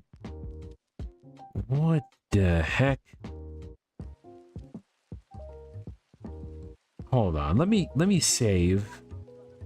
Let's save here, for example. And see what we can do here. We are at June 19th. Oh, hello. I've been lurking while playing Yakuza. Ah, where are you at Yakuza right now? The last time you actually talked to me about it, you were, I believe, at Majima's part of the story at the moment. Or did you go back to Kiryu now? Because the cool thing about Yakuza 0 is like you play like a set of chapters with one character and then it switches to the other. And then it alternates until you reach the climax of the story. Right now, it seems like... Let me try to make this a little bit bigger. Oh no. This might look a little bit weird, guys. Yeah, it looks a little bit weird. Ooh. Let me resize this. Oh no. Yeah, this is actually looking a bit bigger than expected, but...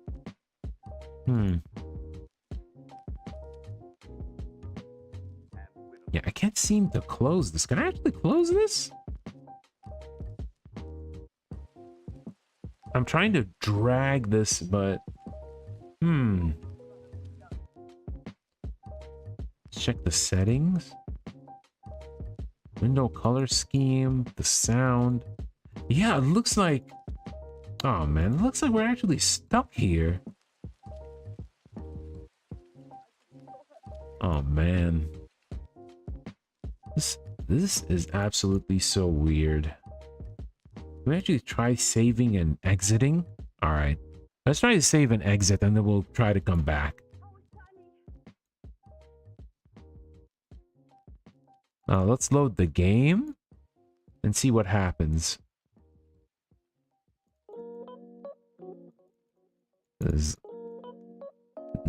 Oh, Wait, hold up. Hold up, we can actually speed through this? I wonder if we actually speed through this and the days change. Let's see. Nope. It's still there.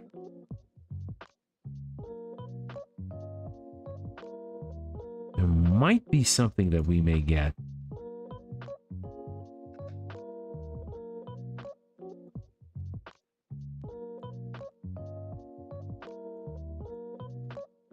Oh no. Oh no, did we move the window too high?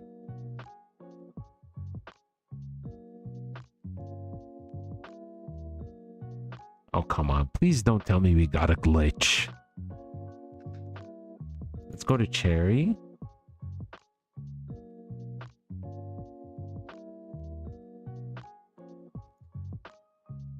Alright, I'm trying to speed up. See what's going on here. I'm looking for that Makoto fellow as Majima, but literally got 4 side missions and we're running for the main. The game doesn't want me to move on. Welcome to the side stories mix-up, Alex. You got the side stories tempting you in order to like finish some people to help out, finish their stories. And then you can get back to the main story. See, that's how I managed to play, like, I don't know. I think I told you before, it's like over 60 hours in this game alone. But like I said, you still haven't reached, like, the main big side stories that both Kiryu and Majima have in Yakuza 0. And let me tell you, they both will take a while. They will take a while. It feels like a small game by itself. And it has arcs. Yeah, so get ready, pal. You'll know once you reach there with either of them. Yeah, I am not getting anything here. You know what? Let me restart the game. I'm sorry, guys. We gotta restart the game. Yeah, this is the second time it does this. I do not understand why. I do not understand why. We'll try continuing from the save. And if it doesn't work, we'll have to continue from the autosave. Alright, let's see. Can we actually talk to them?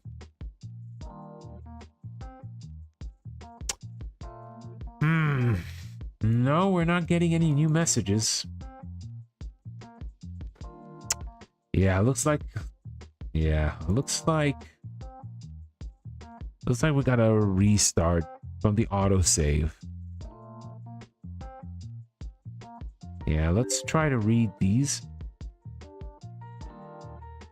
Yeah, let's read these first.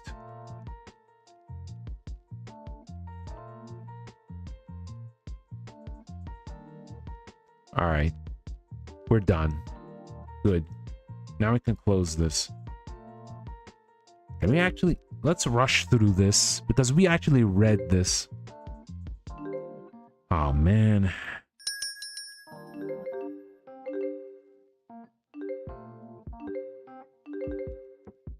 Hey, can we actually change this?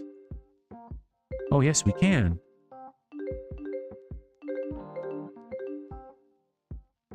Hey, I'm going to actually speed this up.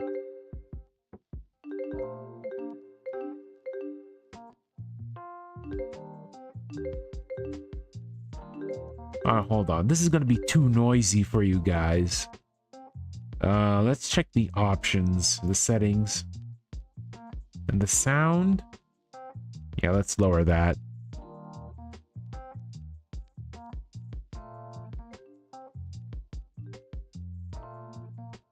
Yeah, you're listening. Dring, dring, dring, dring. It's too annoying. Now you can actually listen to the lo-fi music, which is nice and chill.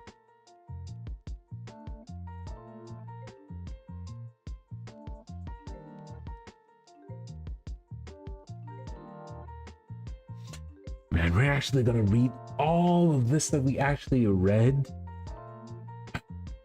Man, I don't know. I don't know why sometimes this happens. This is the second time I had to restart a good chunk of the game in order to advance forward. I don't know. I mean, they're a super small development team, but I don't know. But with that said, while we're doing this, let's have a little chat. Let's have a little talk. We have the music on. We have some good vibes going on. And while we actually reach to a new part of the game's story, yeah, let's have a little chat. Let's have a little chat. Let's see. All right. And let's increase the speed. All right. So, if you guys actually watched yesterday with the Street Fighter 6 stream, I managed to have Kirby X2 join me in the voice chat, and we actually played a few games, and he managed to suggest to me, like, are you gonna be interested in trying out Monster Hunter Rise sometime? And I thought, nah, this game isn't for me. I'm too much of a guy who probably won't be too good in handling games like this, about focusing on monsters and trying to like get the best equipment and the best gear and trying to like use the most optimal way in order to hunt a monster and how to actually get all the proper items and whatnot. So I told him, well, you know, maybe in the future. And then he said like a couple of the group who usually hang out with us in Lethal Company and last week in Content Warning as well, they also bought the game. They also bought the game recently, Monster Hunter Rise specifically. So I actually gave it a bit of a thought, and I wondered, you know, I actually played a game that can actually send you to quests and fight big bosses. Though sometimes you get to fight against like mob enemies, but there are some bosses that you get to fight, and you also get to play with 4 players together online, and you also get to have weapons and try to level them up. And you also have the bosses with weak points, for example. And that game was Grand Blue Fantasy Relink. So I thought, okay, if I actually played GBF Relink, why don't I actually give Mon Hunter a try, right? Like, I understand that there are differences between both, but there are quite a few similarities when it comes to both games. So I went on to Steam and I checked and saw the price during the Steam sale was like extremely cheap. It was extremely cheap. It was extremely cheap. Like, I think in the local currency is like, hold on, let me try to calculate this as I speed through this. I speed through the text here. Let's see. I think it was hold on, but is that right? Is that right? Hold on. It should be correct. Yeah, it was almost $10, right? It was almost $10.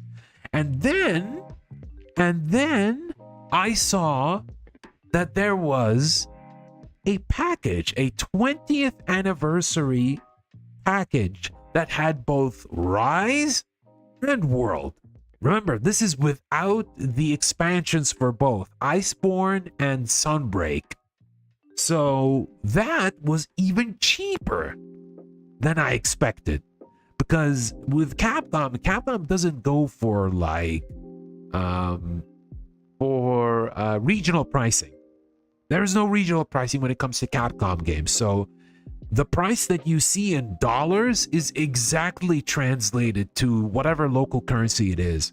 But now in the Steam sale, it's actually extremely cheap. So I was like, oh man, am I actually gonna do this? Am I gonna actually give Monhunt a shot at this price? And I already bought a lot of games. And so I bought the pack. I bought both games. So yeah, for now, the plan is that I'm going to do the character creation for my character and the Palimut, who is the dog, and the dog-like creature, and the Palico, which is the cat-like creature. I'll do that off stream, and potentially, unless there's something that comes up, next Friday, hopefully, will be the first Monster Hunter Rise stream. So I'm looking forward to it, but the good thing is that I'll be playing with friends. So yeah, I'm honestly a little worried, but a little excited. Because if I actually did this alone, I'll probably just, fumble at it. But like I said before on the channel, I said streaming now is pretty much a good opportunity in order for me to try games I haven't tried before. So yeah, this is now an opportunity to actually do that. I remember someone from the LC collabs was very into MH. Was it Kirby? That's the same Kirby. Who I actually talked with yesterday. And he mentioned like he wanted to guide two of the other people who are in the Lethal Company group / content warning, and that's Andrew and Zen, because they recently picked the game as well. Andrew actually bought it yesterday, and Kirby actually gifted the game to Zen. So now he has 2 people in order to teach. And Monhunt is about 4 people. And I thought, okay, so if he actually did recommend me to play the game, and if the game is actually pretty cheap, I thought, okay, maybe I'll be the 4th player, right? And thankfully they were receptive to that. So yeah, I'm looking forward to it. Yeah, you got a full party. You see? Yeah, we got a full party. Like I said, if I'm gonna try something, if you're gonna try something new that's multiplayer based and with friends, then yeah, let's do it. It's how I actually gave like Lethal Company and Content Warning a chance, even though in both of these games, oh, excuse me. Ooh, why am I coughing? But even in those games, I usually die first. But at least in Monhunt, I'll be forced in order to learn, okay, you gotta be useful to the team. You have to be useful to the team. And as Heavy says in TF2, you have to be credit for team, to say the least. But yeah, we got a full party. And if I do enjoy Monhunt Rise, there's also World for me to try. So that's gonna be fun as well. So yeah, it's gonna be a test trial. I'm gonna see how it goes. If I manage to get a grip with the game, its mechanics, its equipment and everything, then yeah, I'll probably play World as well. And there are people who are already saying, all right, Sai, if you're going to be playing World, I'm ready. Let's go. Let's go. We need to play World together. I said, okay. I appreciate the offer. I will definitely come back to you guys first. but I need to try out Rise first and see how it works. I understand for a lot of Monhun players that Rise and World, while the base is similar, they're two very different games. Like in terms of like, even from like little things, like including the monster choices as well. And some people say, yeah, World is going to be better, and that's what Monster Hunter Wilds is going to be about.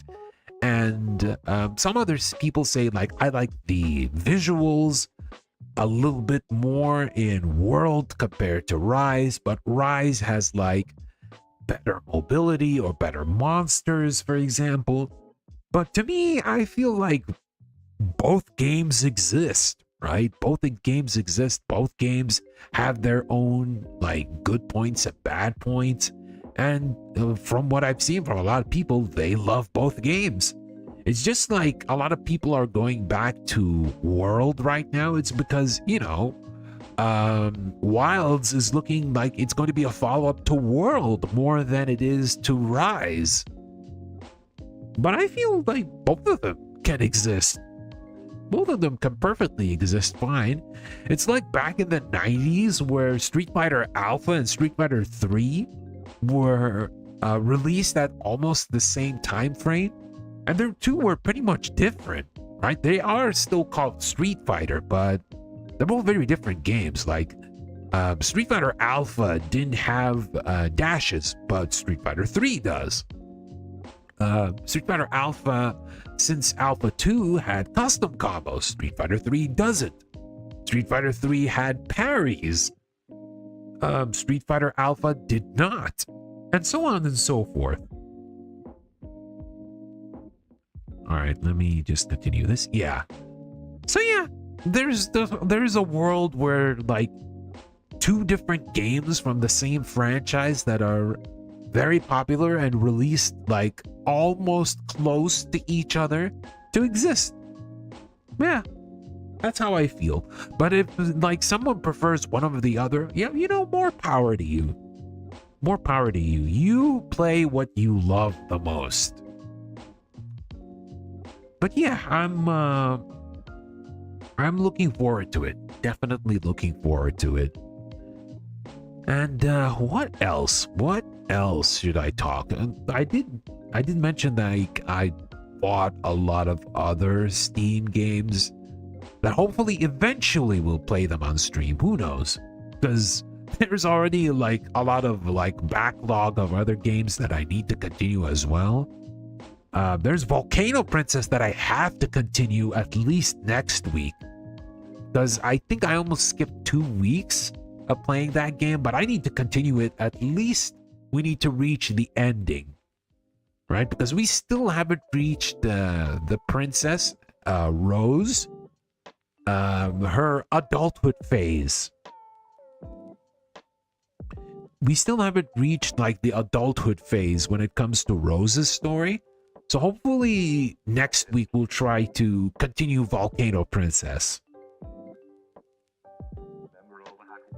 Let's see, what else? What else? Let's see.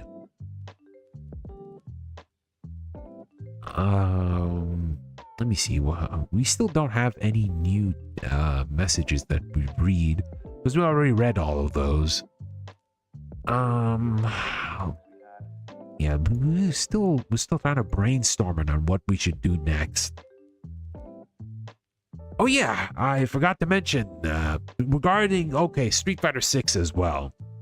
Street Fighter 6, I did start to play ranked with Bison. I did surprisingly, I did manage to finish my placements at Diamond 5, and I was like flabbergasted. Okay, I never did reach Diamond 5 as my first placement with any of the characters I played in this game. And then earlier today, with just like an hour and a half session, there was like a long time waiting for matches, managed to reach Master. I don't know. I don't know how I feel about this. I feel like, did I actually cheat the system? Is Bison really that good? I mean, he is pretty strong. I'm not gonna lie. Bison is like super, super good in Street Fighter 6. Would I call him busted? No, but he does have a lot of amazing tools. He just has like one big weakness, and that's bad defense. But I mean, you know, if that's how he is in the game right now, and you know, since I enjoy playing Bison in most of the Street Fighter games, you know, I'll take it, right? I'll take it.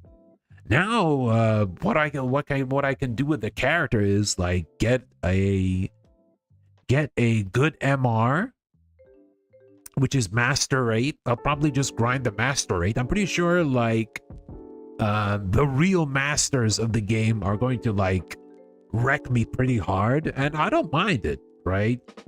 Like I mentioned yesterday, once I played in the battle hub, I played a lot of really good master rank players that I never see them in ranked. I never see them in ranked, but only in the battle hub.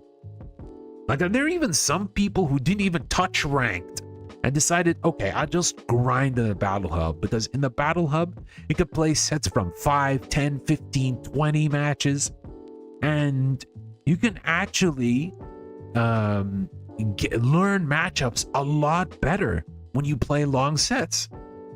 So I guess I'll probably chalk it up to that, and I'll probably play a lot more battle hub if I get to stream Street Fighter 6 again with Bison. But yeah, probably more ranked, as well as I try to get a good master rate.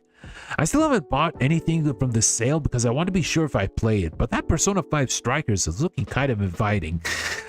Alex. Oh, Alex. Oh, Alex. Oh, Alex. That Persona brain rot has got to you, my friend. Man. I don't know. I don't know. I mean, you enjoy Persona, so if you like it a lot, if you enjoy Persona, then yeah, hell yeah, go for it. And I think Persona 5 Strikers is a strategy RPG, similar to that of Fire Emblem. Please correct me if I'm wrong for anyone who actually played Persona 5 Strikers. But I think it's an SRPG. So, yeah, I think you may enjoy this in terms of a spin-off game. I mean, it's no Persona 5 Arena, so yeah. You know what's funny and sad? And that it's true. I wanted to start some anime, and I just ended up starting the P3 movies. Well, here's the thing, Alex. At least you're watching the good adaptation. At least you're watching the good adaptation of the Persona 3 series. You're thinking about... I mixed them up. Holy moly. Yes, I did mix them up. Persona 5 Strikers is the Muso style game that was made by Koei Tecmo and Omega Force. And Tactics is the SRPG. You see, Persona fans, please, I apologize. I didn't mean to mix up both games. I'm sorry, but yes. As if you want to pick Strikers, and let me ask you this. I know it's not 100% like a Muso. It's pretty much a variant of the Muso style game like Dragon Quest Heroes. But tell me this, do you enjoy Muso style games? Or have you ever played Muso style games, Alex?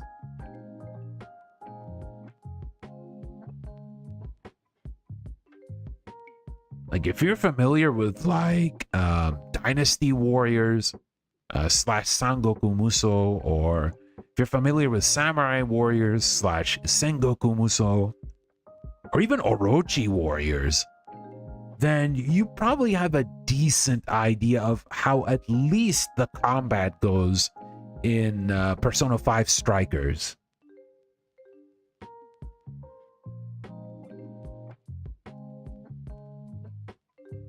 All right, hopefully we'll manage to actually progress with the story.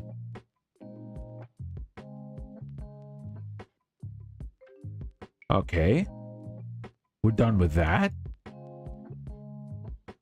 All right, we'll talk more later. Close this. Let's see this. We'll talk more later. Let's check Sandaria. Let's see. We'll talk more later. All right. Let's close that. Let's go to my blog. Let's go to the blog here and have a new post. I actually haven't the experience with those. The closest to hack and slash that I've done is Genshin. No. Genshin combat is a little bit different from a Muso. So a Muso style game is like you having a character or a set of characters, and you get to fight like thousands and thousands of enemies who come at you from whatever direction. And sometimes the combat isn't that deep when it comes to those games. It's just like a satisfying feeling that when you get to like destroy waves of enemies, like for example with what kind of character can I think of when it comes to the Muso series? No, Miyamoto Musashi wasn't in the Samurai Warriors. Who is in Samurai Warriors? Well, let's say Nobunaga Oda. I'm pretty sure Nobunaga Oda is in the Samurai Warriors. So for example, using Nobunaga Oda, you just try to slash like thousands of enemies, try to go to their barracks or their areas and try to fight the boss and take over areas. And once you cleared like a certain amount of missions, like for example, like clearing waves of enemies or killing a certain boss, then you actually like win, like you manage to satisfy the win condition. All right, it's pretty much the same with what's it called, with Sengoku Basara. I don't know if you're familiar with Sengoku Basara either. Have you even watched the anime for Sengoku Basara? I'm actually curious. Sengoku Basara is kind of more of a, well, you know, it was mostly Japanese based because it only had like one localization, which kind of ruined the chances for future games until the localization of Sengoku Basara 3 on the Wii and the PS3, and that didn't do well either, which is why the fourth game came out in Japan, and well, the series is dormant for now. But yeah, if you're familiar with Sengoku Basara, at least from the anime, it also is a Muso-like. Let's post there. All right, I think we should be good, right? No. Okay. All right. I haven't heard of that one. I'm searching a bit now. All right. Yeah, you know, while Sengoku Muso slash Samurai Warriors and Dynasty Warriors, I do enjoy those games quite a bit. Even like the variants. I did like One Piece Pirate Warriors 3. That was pretty fun. I'm a little bit biased because, you know, I really like One Piece a lot. And I actually bought the fourth game from the Steam sale. Hopefully we will actually get to play it soon. I'm surprised they actually added like new updates to the game, even after the game was released after a few years, with adding like the characters from the Wano arc. So I'm definitely going to be checking that game out in the future on stream. But yeah, Sengoku Basara has like this very bombastic and sometimes like extreme takes when it comes to the famous Japanese historical figures. So, for example, Masamune, Date Masamune, he has like 6 swords. He speaks in English and has a horse that has jet thrusters on its side. Yeah, I'm not lying when I said that. So it is a very interesting take that they had. Also, in connecting One Piece earlier, the Masamune Date in Sengoku Basara is voiced by Roronoa Zoro's voice actor, Kazuya Nakai. So that's a pretty good call Capcom went there when it comes to the casting. All right, let's see what else. Yeah, this game actually became more of a Zatsudan stream compared to a visual novel reading.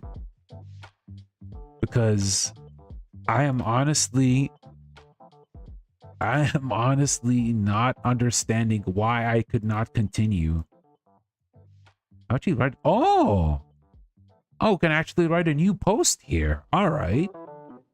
Well, game, you didn't actually tell me to write a new post here in the TERRANOVA journal. Okay, so I guess we'll start reading. So, crystalline core. Isaiah was dying. He's letting out a rasping gasp and his emerald eyes stopped moving. His body was still. Eitan was standing over him. He wanted to look away, but was so unnerved, he found himself staring. He swallowed hard. Buddy, you okay? Minutes before, the two of them were talking in Isaiah's makeshift workshop.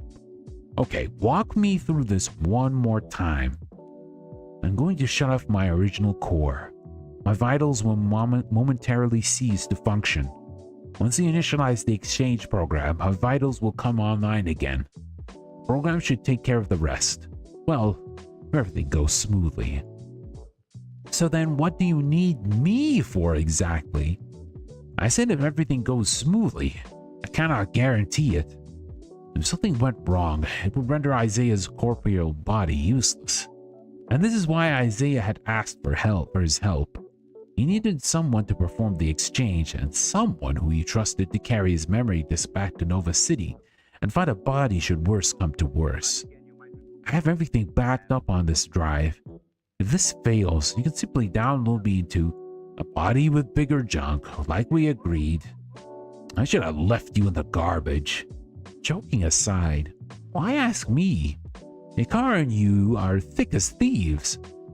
We don't need not to bother him with things he's not interested in.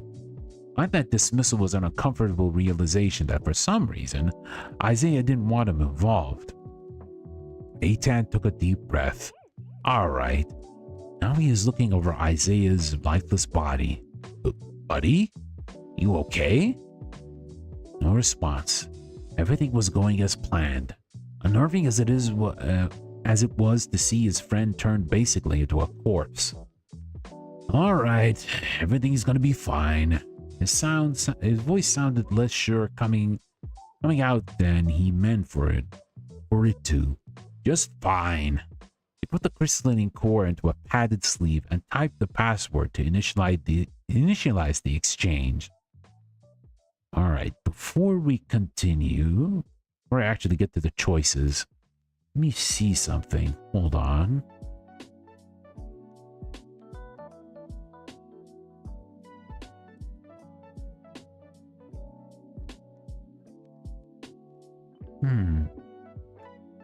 Okay, there doesn't seem to be anything new here. All right, let's see. Let's continue. Let's say axe. Axe. Figured Isaiah would pick that. His axe was one of his most prized possessions. Let's make the typing speed faster. It seemed odd to him, not because he could understand the bond between man and weapon. He knew firsthand, but Isaiah was neither a woodsman or a warrior. It's my grandfather's axe. Reminds me of who I am. You didn't take him for a family man. Oh, I get it. It's that thing where the axe has both its blade and handle replaced, right? No, the axe is original. It was my grandfather who got replaced. The hell, Isaiah? The screen resolved to a dark green and a progress bar appeared. So began the tensest 5 minutes Eitan had ever waited through. He stared intently at the terminal screen, willing with all his might for it to do something already. At last the bar started to fill. Isaiah's vitals were coming up one by one. Heart, normal. Brain, functioning as expected. Liver would live to drink another day. It beat pleasantly with the sound of Isaiah's heartbeat. He drew in a breath. He let out a sigh. Did his face get so sweaty? Had it always been this sweaty? Hey, you owe me big time, Isaiah. If I ever need someone to bail me out of jail, I'm calling you. When I need someone to bail me out of jail, he thought to himself. Silence. Could hear him anyway. I mean, we met because the cops were chasing me, so probably already know what I do is illegal, he shrugged. I wish I could say I'm doing it for the greater good. Sigh. But it's just for money. Maybe when I get enough, I'll start a bar or something. Pretty good at listening to people's secrets. Isaiah's chest rose and fell. Progress bar was nearly completion. Anyway, when I start a bar, I'm gonna coordinate with me. You have to promise. Chime. Isaiah's eyes slowly opened and focused themselves on Eitan. He raised his hands and waved. Sounds interesting. I'm in. You could hear me? Yes. I didn't mean my oral processors would be offline, did I? Little shit. Bastard. Eitan let out a laugh, patting him on the shoulder. All right. How are you feeling? I got punched at the chest. Slowly, Isaiah rose. Though his face bore no indication on the pain, his body strained with effort. This means everything is going as planned. Thank you. Remember, you promised me no annihilation. Nobody's will be annihilated today. Comforting thought. Alright, now we posted the fic. Can we actually move to the next month? Yes, we can. There we go. And now let's move on to July.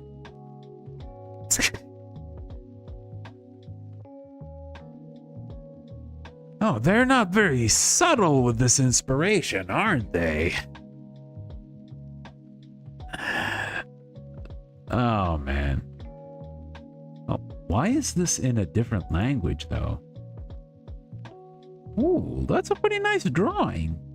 Cute. On Nevada-tan. You want to hear something really spooky? I know Nevada-tan. Or at least I know the city that she was in. They don't call her Nevada-tan there. They call her the...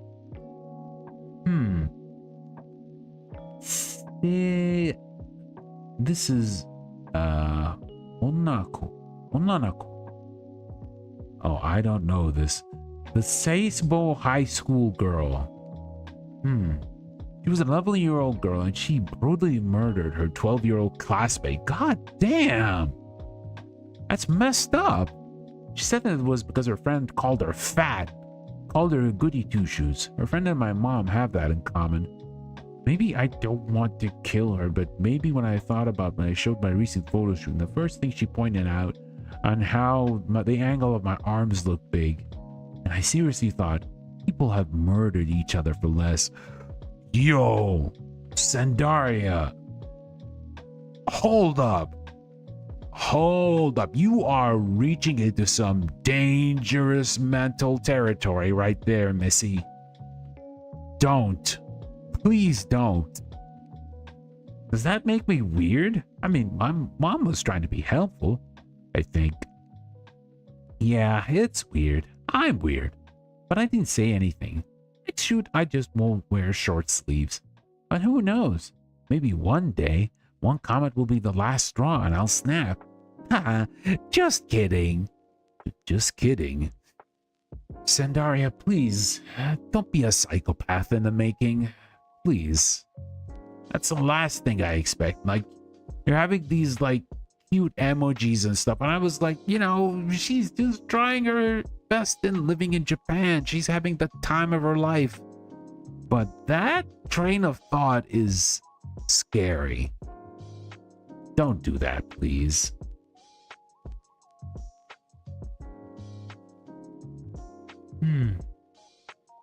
Sometimes I wish I could be a boy. It would make this so much easier. I'd probably hang out with my dad and his buddies on base my mom would stop taking me to the hair salon to find a man. Maybe I'd man up and say something. My chest hurts.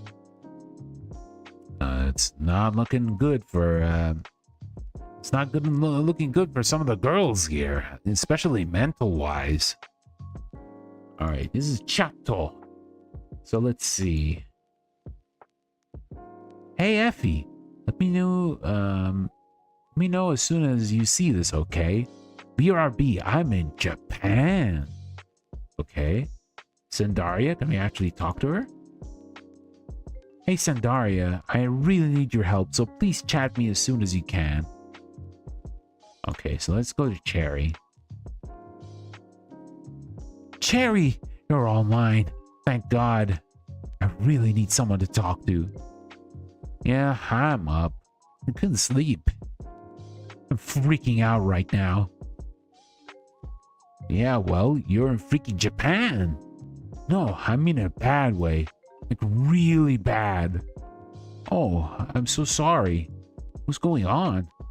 I'm all alone out here. I don't know where I am and what to do. Can't tend to get in touch with Epi or Sandaria. Neither of them are online. What if something happened to them? Hey, T, do me a favor. I know it sounds cliche, but take a deep breath. Okay. Like a really deep breath. In for 8 seconds. Hold for 8 seconds. Out for 8 seconds. Breathe in.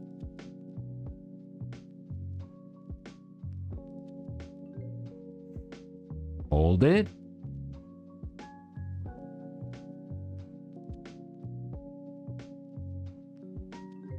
And breathe out. Yeah, I just realized the entire computer is written in Japanese, so this is Cherry Round no Chato. Okay, where are you at right now? Like, what's around you? I'm at a net cafe. Okay, what's it like? Kind of reminds me of the computer lab they had at school, I guess. Except you can order drinks, and they have a bunch of manga on the shelves. So there's like a bunch of desks with computers? Hey, how many computers do they have? Huh? I don't know. What does that matter? The computers aren't what's important. I'm asking you to count them. Trust me, it'll help. Okay. Remember to breathe.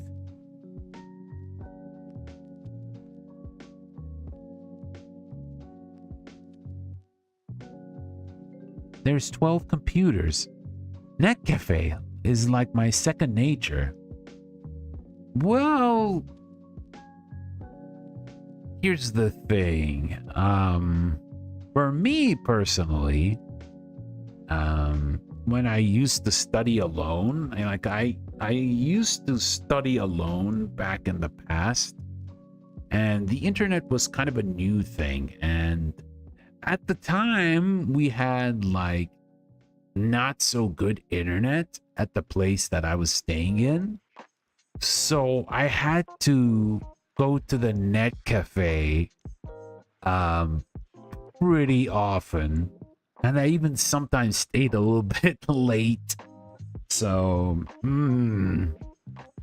mean, it was pretty good. The pretty good thing is, like, it was close to the apartment where I was living at the time, but yeah, staying up late in some other place other than your home, and especially when it comes where it's like there's a lot of strangers, and the amount of hours cost a bit of money, and you know, let's just say I was a little bit of a scamp when I was younger. I used to be a bad boy and stay on the internet a lot. Yeah, it was a tough time. It was a tough time. Clicking and typing mostly. Oh, and some guy next to me has the volume turned way up too loud on his headphones. Cool. Thanks for humoring me. Feeling any better? A little. Thanks for talking with me. No problem. Mom gets panic attacks a lot. Attacks a lot. Kinda used to it. Remember, next time you're panicking, find something to do and focus on the present. So what's going on anyway? You said you're alone? Yeah, I am now. We were all together this morning. We went to Harajuku to go shopping. It's the fashion district, so basically Sandaria's playground. And there's a lot of shops with Lolita fashion too. Effie and her were really geeking out over it. I was having fun, but they really made me feel like I'm a third wheel, you know? Yeah, I bet. I don't really take you for the Lolita type. Nah, not my style. Plus, even if I wanted to wear stuff like that, I'd have to lose 20 pounds first. These dresses are tiny. I was mostly using it because my computer wasn't a decent one until recently. So what I wanted to spend time in gaming, that's where I would go. So let me guess, Alex, is this where you actually got it addicted to League? Come on, be honest with me, Alex. Be honest with me. I'm pretty sure that's how you managed to get addicted to League. Because nowadays, if you want a game in a net cafe, it's either League, the competitive FPS games like Valorant, Overwatch, or Apex, or Dota. Dota 2. Well, I wanted to be part of the shopping trip too, so I asked them if we could spend a little time checking out things that were more my style, you know? Found this store with really cool outfits. Oh, let's see. Punk fashion or cosplay? Let's say cosplay. Specialize in cosplay costumes. Nice! But the cosplay scene there was incredible. Yeah, it's amazing. Sandari seems pissed about it though. She was like, don't take long. We came here to look at real fashion, remember? Rude? Seriously, how could she say that in front of Effie? Effie's a huge cosplayer. Oh yeah, that's right. She's been blogging about suing some new costumes. Sandaria can be kind of thoughtless like that. Don't let her get to you. So did you get anything from the shop? Perhaps. Most of the kids around me will be playing League, so that's how I got into it. I see. You got more of that Alex lore. Nowadays, whenever I go on, I see many kids play Fortnite.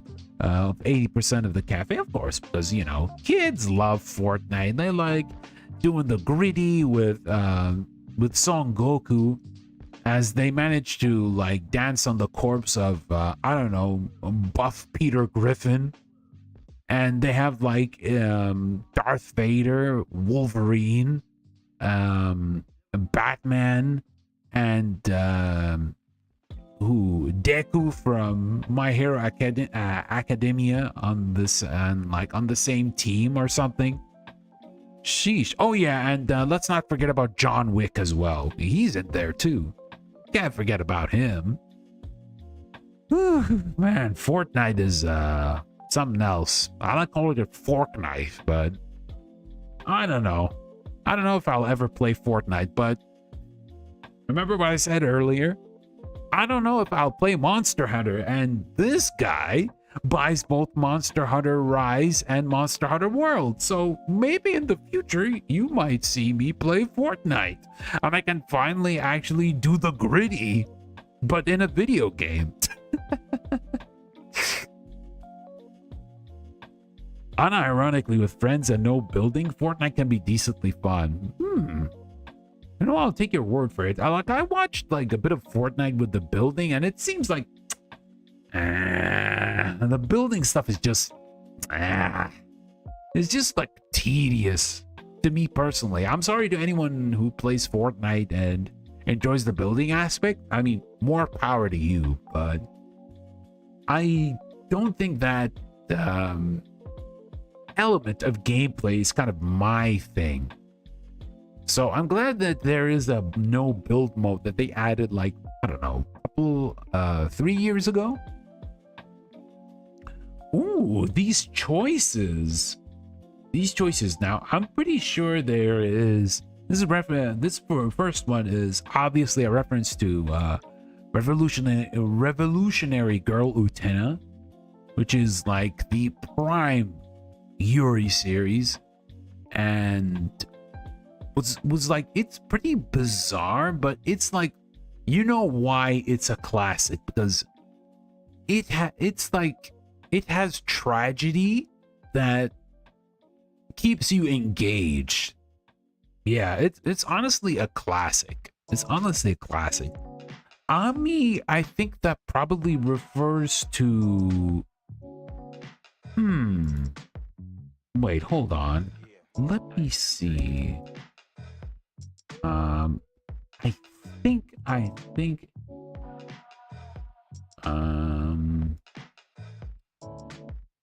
think this might be a Sailor Moon reference.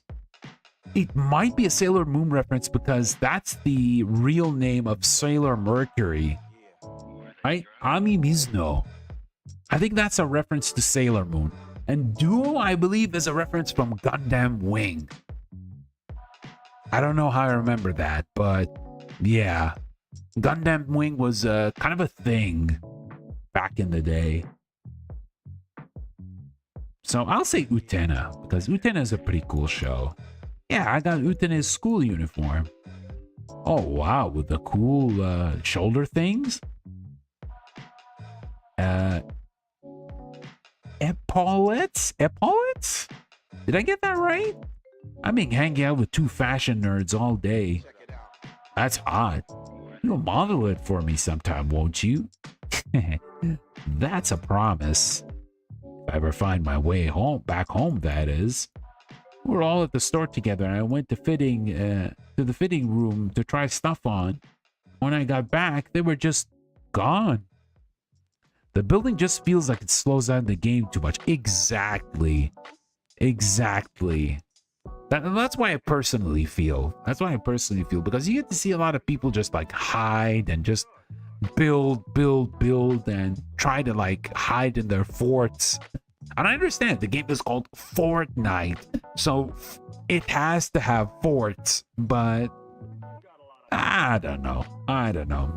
Maybe it's just me, or maybe it's just a skill issue from my part, but yeah, the building aspect of Fortnite probably won't be for me. Everything else, though, probably, as you said, it's probably more fun with friends. Since then, I've been just wandering around looking for them, but they're like nowhere. That's pretty much it. Still no sign of them. My cell doesn't work out here. I don't have a map or anything. I don't speak Japanese. I don't think I can get back on my own. Just gotta hope they can see me online. Oh, look on the bright side. You got some new clothes and you got internet. You got me to talk to. Ooh, nice. Thanks, Cherry. I really mean it. Praise the Lord for the internet. What you're not gonna praise is the bill that you're gonna have to pay for the cafe, because internet like that ain't cheap. Because internet at home at that kind of no, in that era, it definitely wasn't cheap. Like DSL still wasn't a prominent thing at home, and certainly fiber optics wasn't definitely not a thing for home networking. Yeah, if you want to have like super speedy internet and fiber networks, you have to go to a cafe. But fortunately, thanks to technology, the advancement of technology, people can now have like cable connections at home, fiber optics cables at home. Yeah. Like, if you, for example, lived in the era where you listened to the modem sound, right? If you actually listen to the 56K modem sound, hold on, let me pause this. I'm pretty sure it's going to be like a little bit nostalgic for some people. But back in the early internet days, this is the song, not song, but this is the sound that you will forever listen to almost every day before you go on the internet.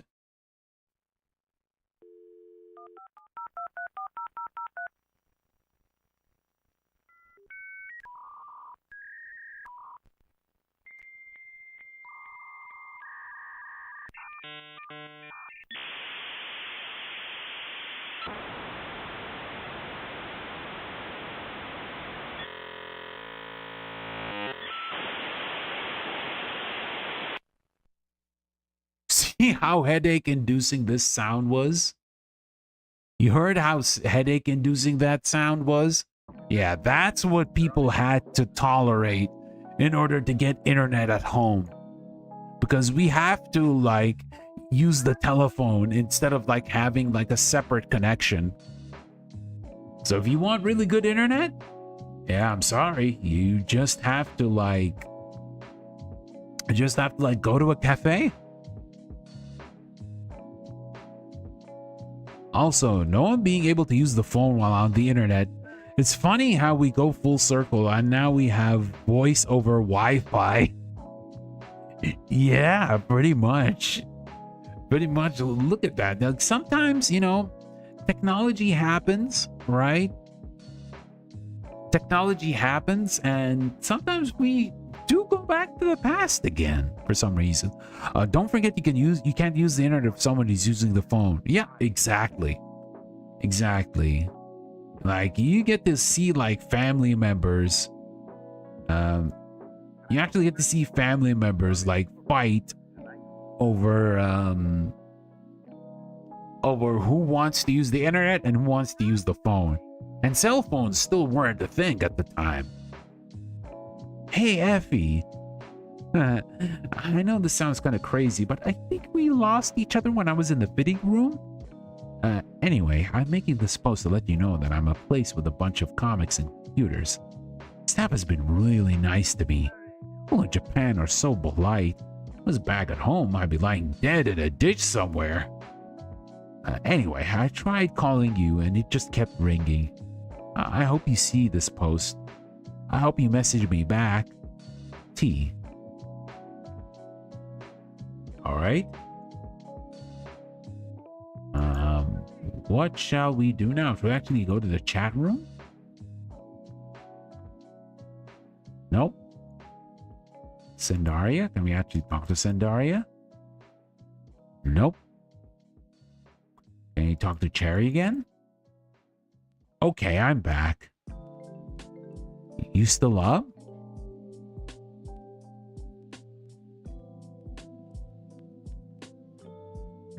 No, but it doesn't look like she's up. Cherry?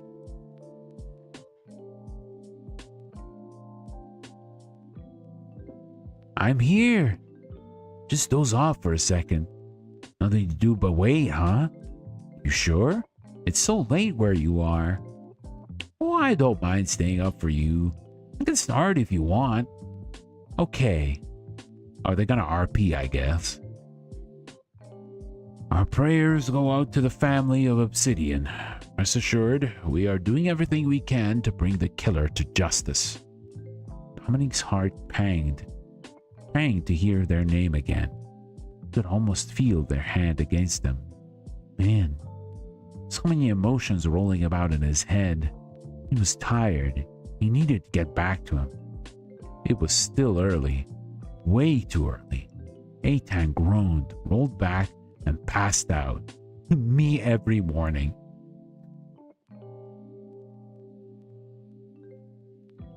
On the pretense of bringing food back from his dormitory, Dom stole back into Eitan's room with bread and jam.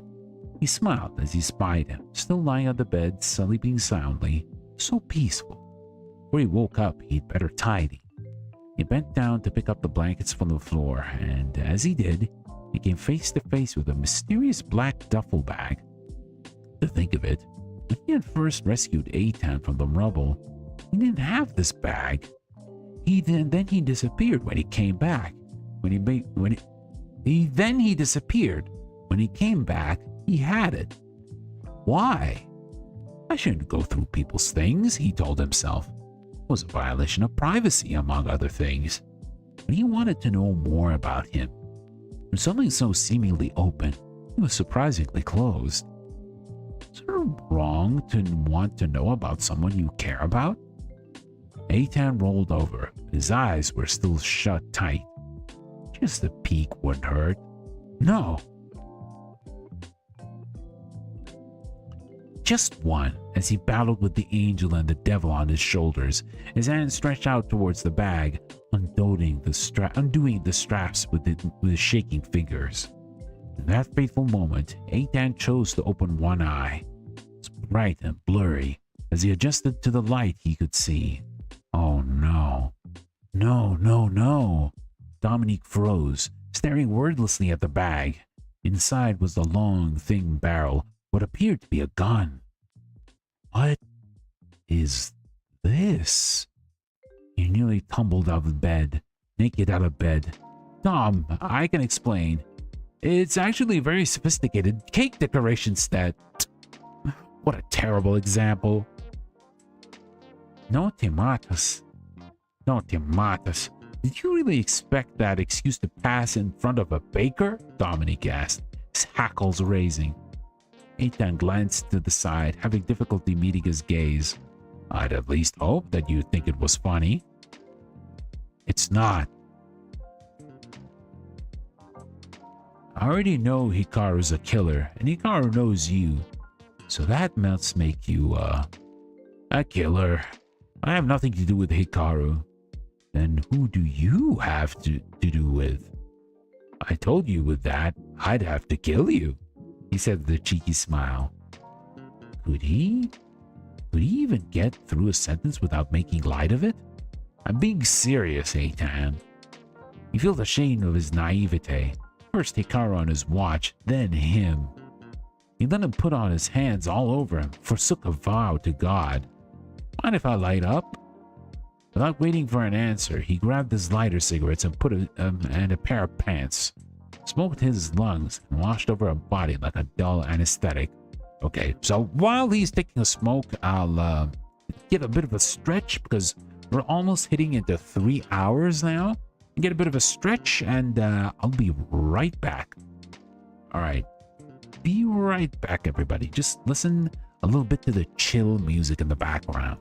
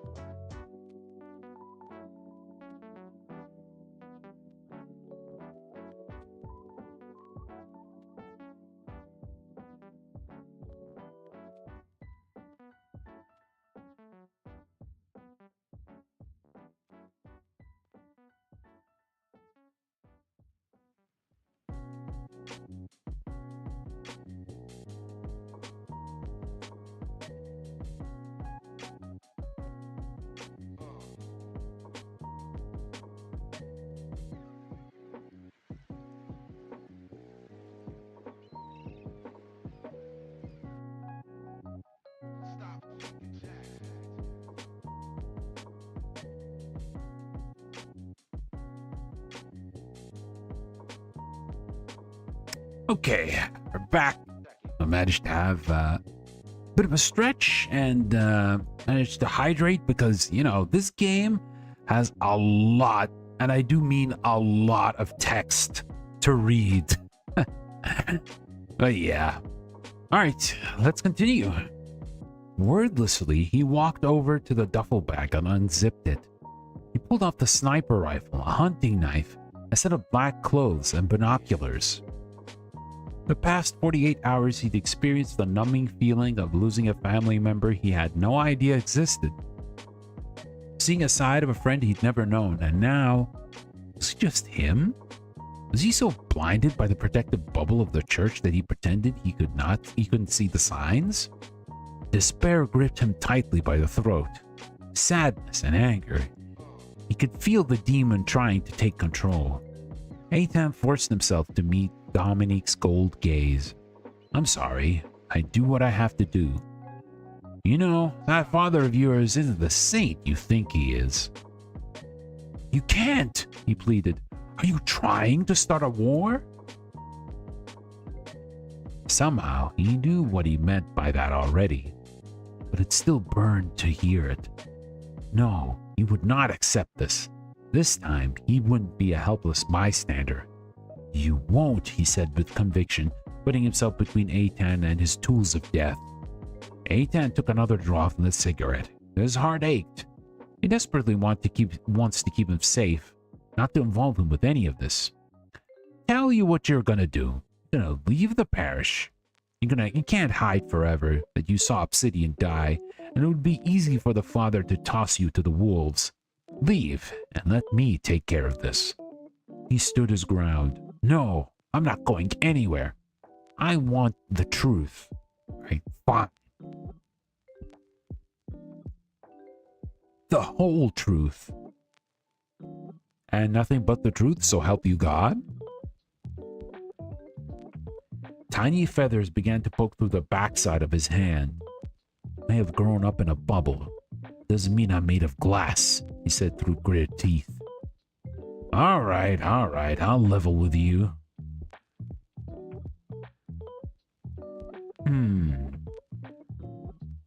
I think we'll choose any of them. We'll say Castellano is the bomber.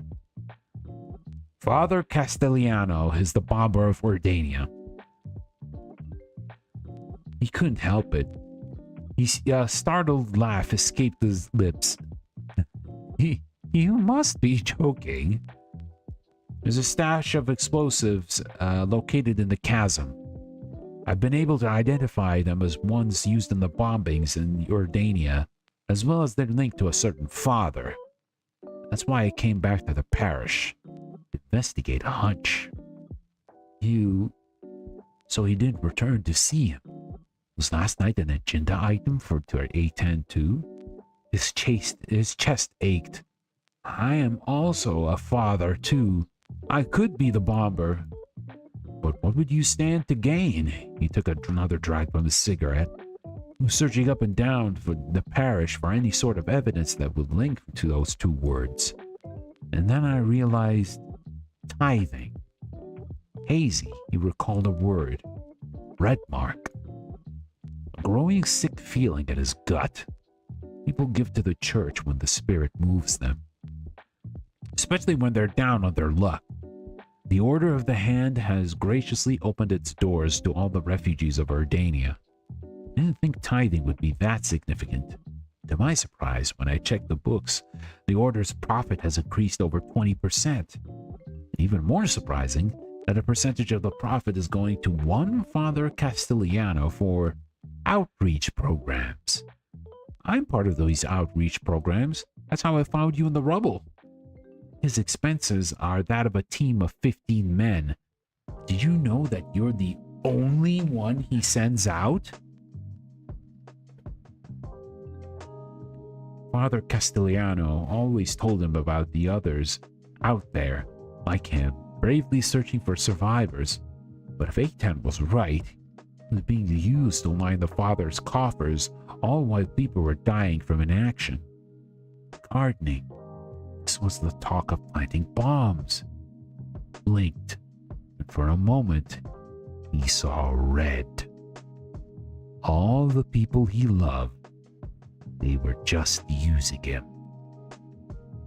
I'm sorry you had to find this way. Besides, I'm a what? You're a good person.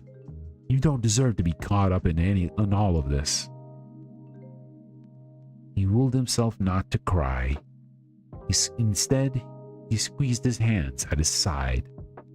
Keep talking, Eitan. Hikaru's on a different mission than me. He's been on a quest to become the strongest duelist in TERRANOVA. I met him in a place called Cinders. I knew he had some kind of thing for obsidian. He put his palm to his face, and I stupidly told him obsidian was here. That was irresponsible.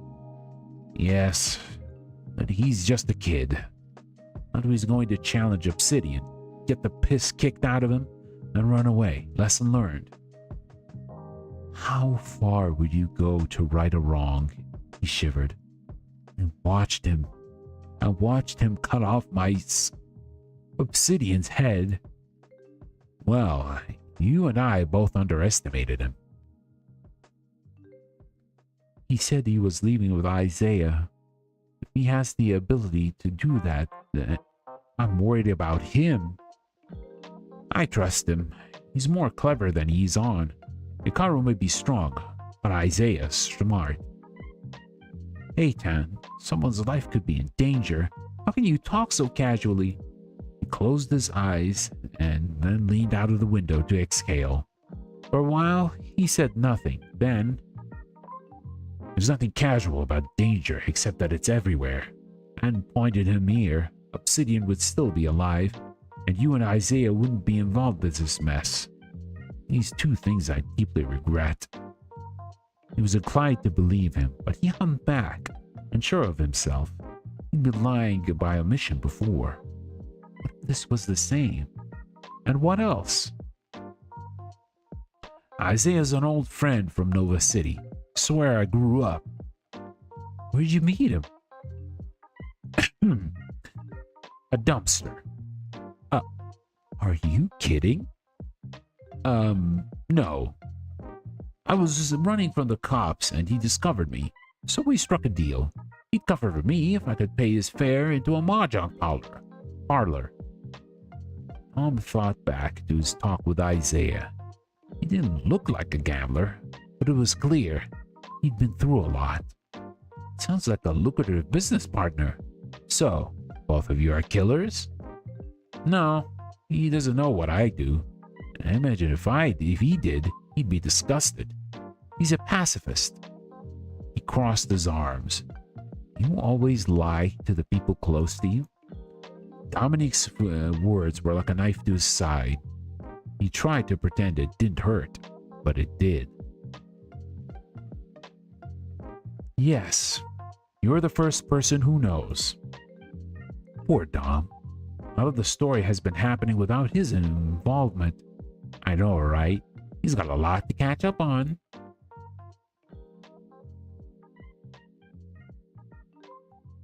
He felt sorry for Eitan. Couldn't imagine what life was for someone who built up walls between him and everyone else. Who would accept someone who willingly took another person's life? Please, continue. I'm working for... Well, I honestly don't know. You'd be willing to kill for someone you haven't met? The money can't be that good. The money's not for me. Who then? He didn't like talking about his mother. She'd taken a soul-crushing job to pay off his father's gambling debts. Every job he'd taken was for her to get out of that horrible company apartment block she lived in. She was only in her 40s, but her hands shook from early onset arthritis. Everything was provided by the company, but they changed exorbitantly and took it out of her paycheck. Indentured servitude is what he called. If you permit me this one last secret, I'd be grateful. How much of this, Dominique gestured to the two of them, was built on secrets? I can't trust that this room, you, isn't bugged. God, you don't trust anyone, do you? He shook his head, smoke curling from his nostrils.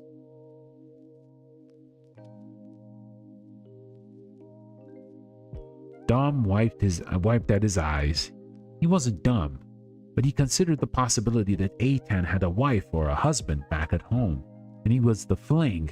But he trusted Eitan. Can you at least tell me if it's someone you're dating or married to or... Oh no.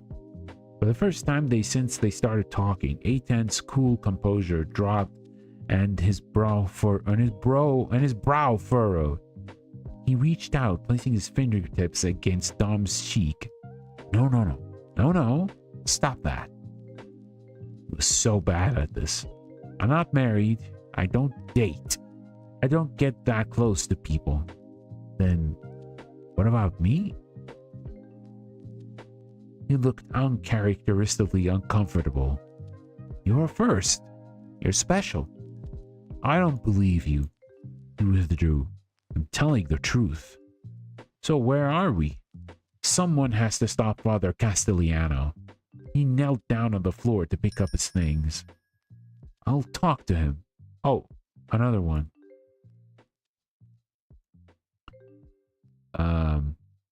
I'll talk to him, make him sense. You won't have to kill any more if your target repents, right?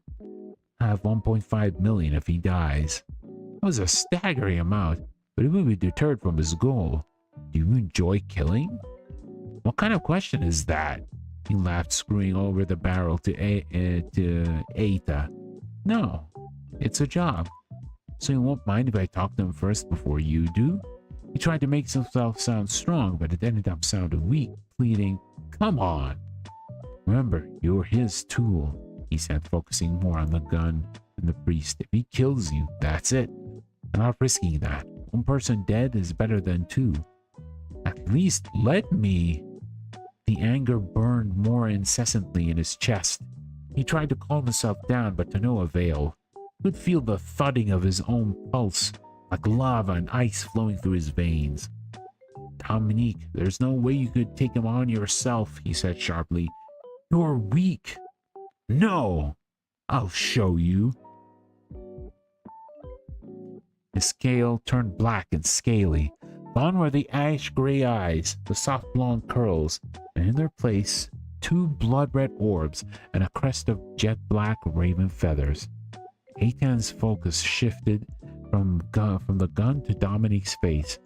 His grim horror, he watched it transform from the kind priest and he was used to something otherworldly or terrifying. Holy crap! Massive talons pinned him to the floor and razor-sharp teeth bared themselves at him. The demon let out a low, angry hiss. It felt like the air was slowly being crushed from his body. Looking into his face, he realized the monster he'd seen in the chasm and this monster were the same. Dominique, you're the monster. Don't say that.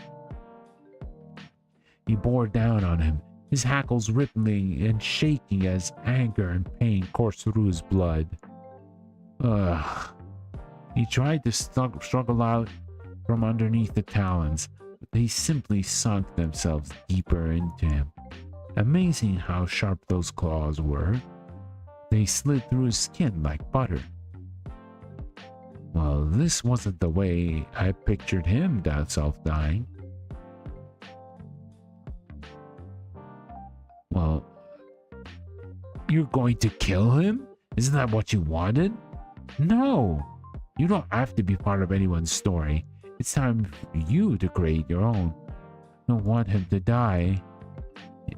His grip tightened, expanding the last of his strength. He was so tired. And all of this was so tiring.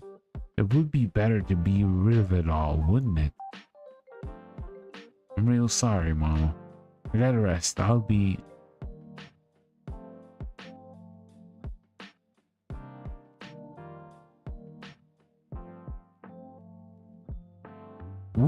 fading. RP again? RP again soon? It's getting so good. Yes, and thank you for being here. Maybe one of the only things I'm good at. I should say you're welcome. You should.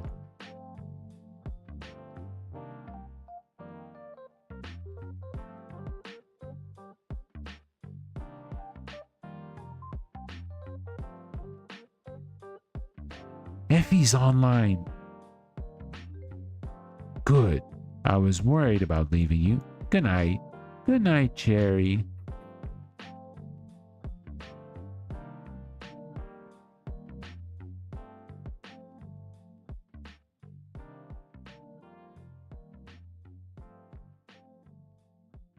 Alright, let's go to Effie now.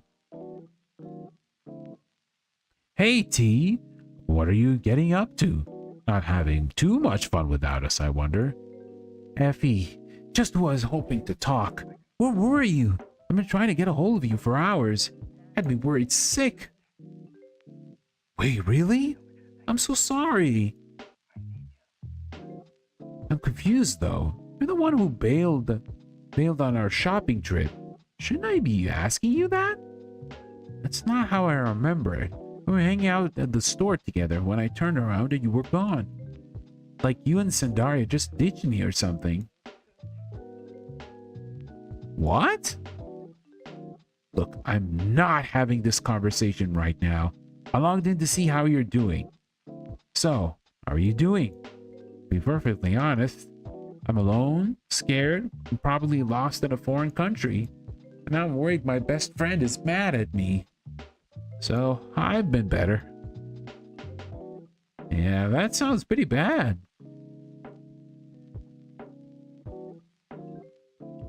Well, if you want to turn that bad day around, I'm gonna catch an idol show. You want to come? You know, if you're not too cool to hang out with me and Sandaria. Yes, I'm so down. Also, you know I don't think I'm too cool for you, right? I know, I was just teasing. So where's the show? It's happening next to Johnny's. Where's that? It's not far. Just go back to the 7-Eleven in Takeshita Street and make a left up the hill. Okay, I gotta be real here. I'm not great at directions. That's an understatement. I'm horrible at directions. I don't remember passing a 7-Eleven or how to get back to Takeshita Street. I don't think I can get there by myself. You think you could come and get me? Please? Oh yeah, good idea. Be right there. I think we still have time to make it if we hurry.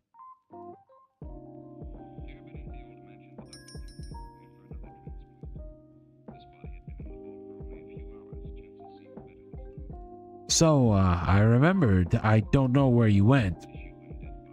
Nice job, Captain Obvious. Yeah, I was gonna say, I'm at a night cafe. It's on the biggest street with the department stores. Net cafe. Got it. Sandaria wants to know which one it is. Okay, hold on. I have no clue. The name is in Japanese. Okay, what's nearby? That's across from Family Mart and a drugstore, I think? That could be anywhere. I'm so sorry. Sandaria, you have to run to make the show. We'll catch with you after. I promise. Oh, okay. Hey, just a sec. Sandaria wants to talk to you. Hey, it's me, Sandaria. If he told me you're worried about directions, don't worry. Sandaria is on the case.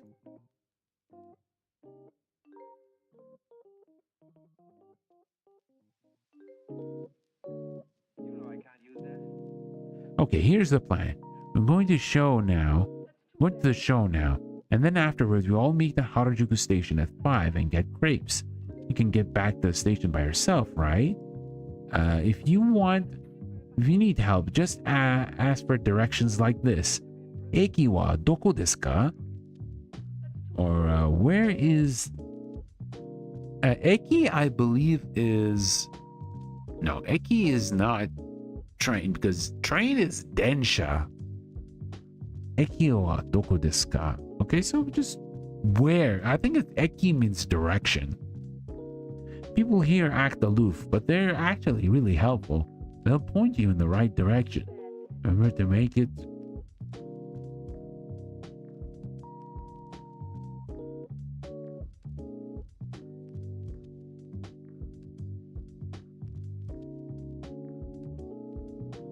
Remember to make the sad face. Okay, gotta go. Talk to you later.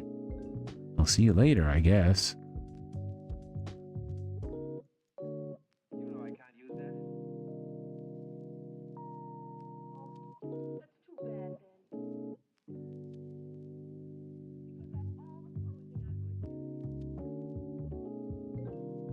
Sweet dreams, Jerry. All right, we're down here.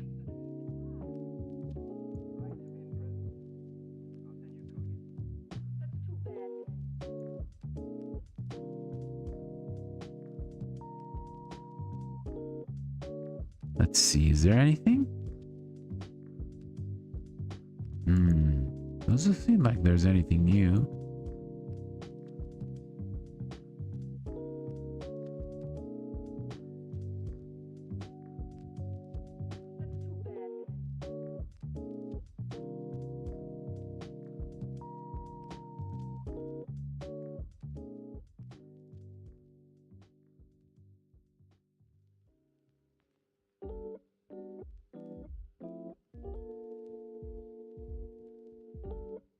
Actually, the new post here?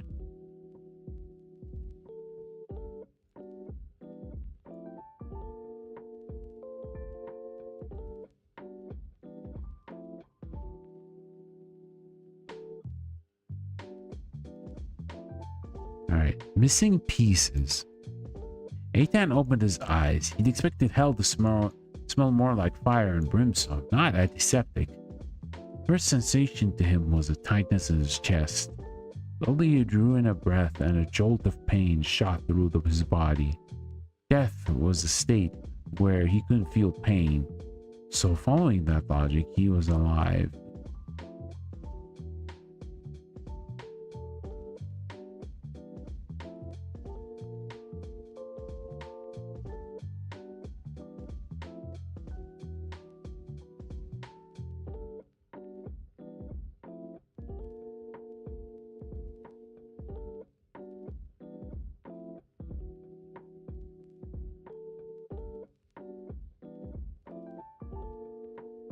Okay, so he picked up his left hand. That's the only choice we have.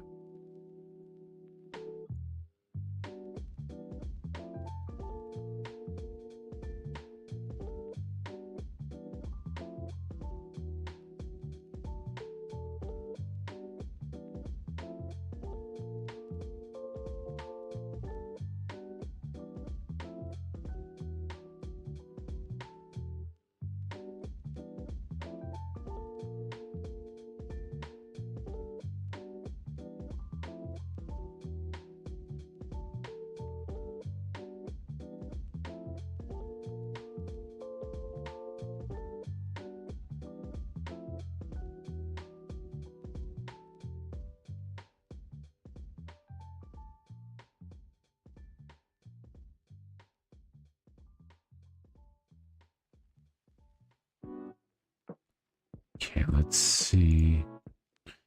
He picked up his left hand slowly, still there. He picked up his right hand. 1, 2, 3. He counted again, and then again. He let out a loud groan. Jesus Christ. He was 2 finger less than a full 5. A head poked out of through the linens surrounding his bed. Like a specter. It was a woman, her curly gray poking from underneath her habit. Thank you, thank the Lord, she said. Let me get you some painkillers.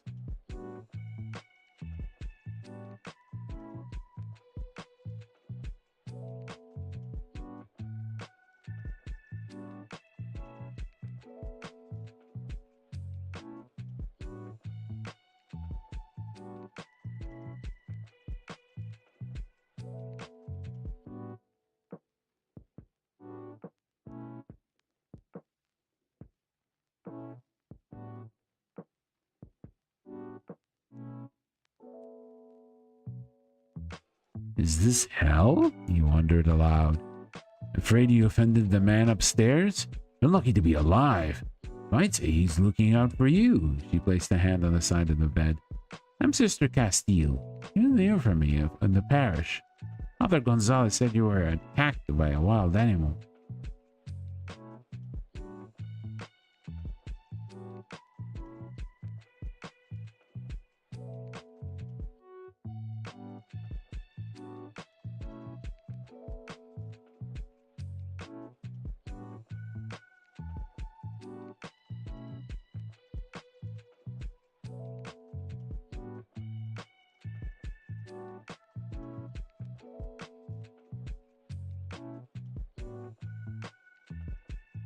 What's the damage? You came with a collapsed lung, abrasions, cuts on your chest, and your index and middle finger gone. Thankfully, we were able to get your lungs back in shape without intubation. Gather you couldn't find the fingers. You wiggled them. The cocktail would still feel warm.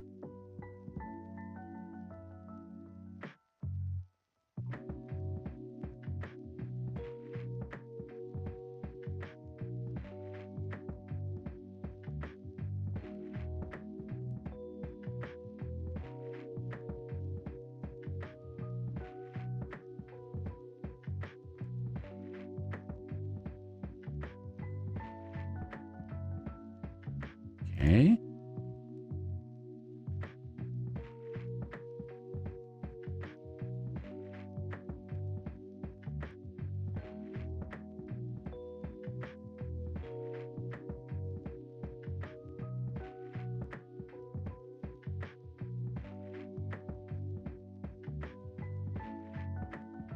I gather you couldn't find the fingers. If you wiggled them, you couldn't still feel. He could still feel them. That was his trigger. That was his trigger finger Dominique had bitten off. There was no way he could fire a gun now. Even if he clearly...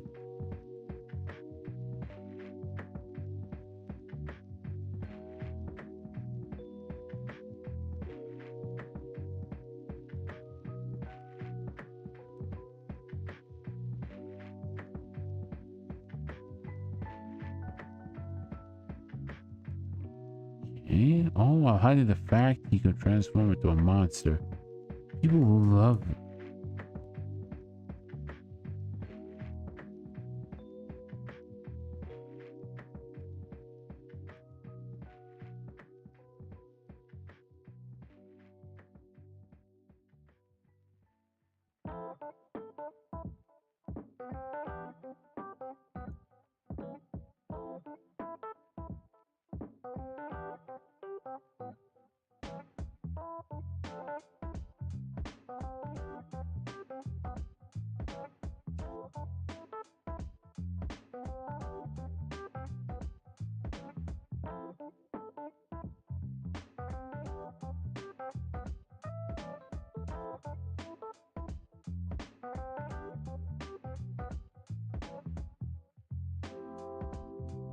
Yeah, let's see. It would be easy to spell him out.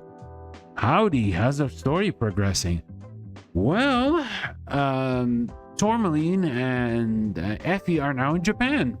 And Tourmaline was pretty much lost. She was trying to wear a different outfit instead of the usual, like, you know, modeling outfits that you see on the runways. So she got lost and now she's in an internet cafe. And as you can see, all the text is in Japanese. But now we're seeing a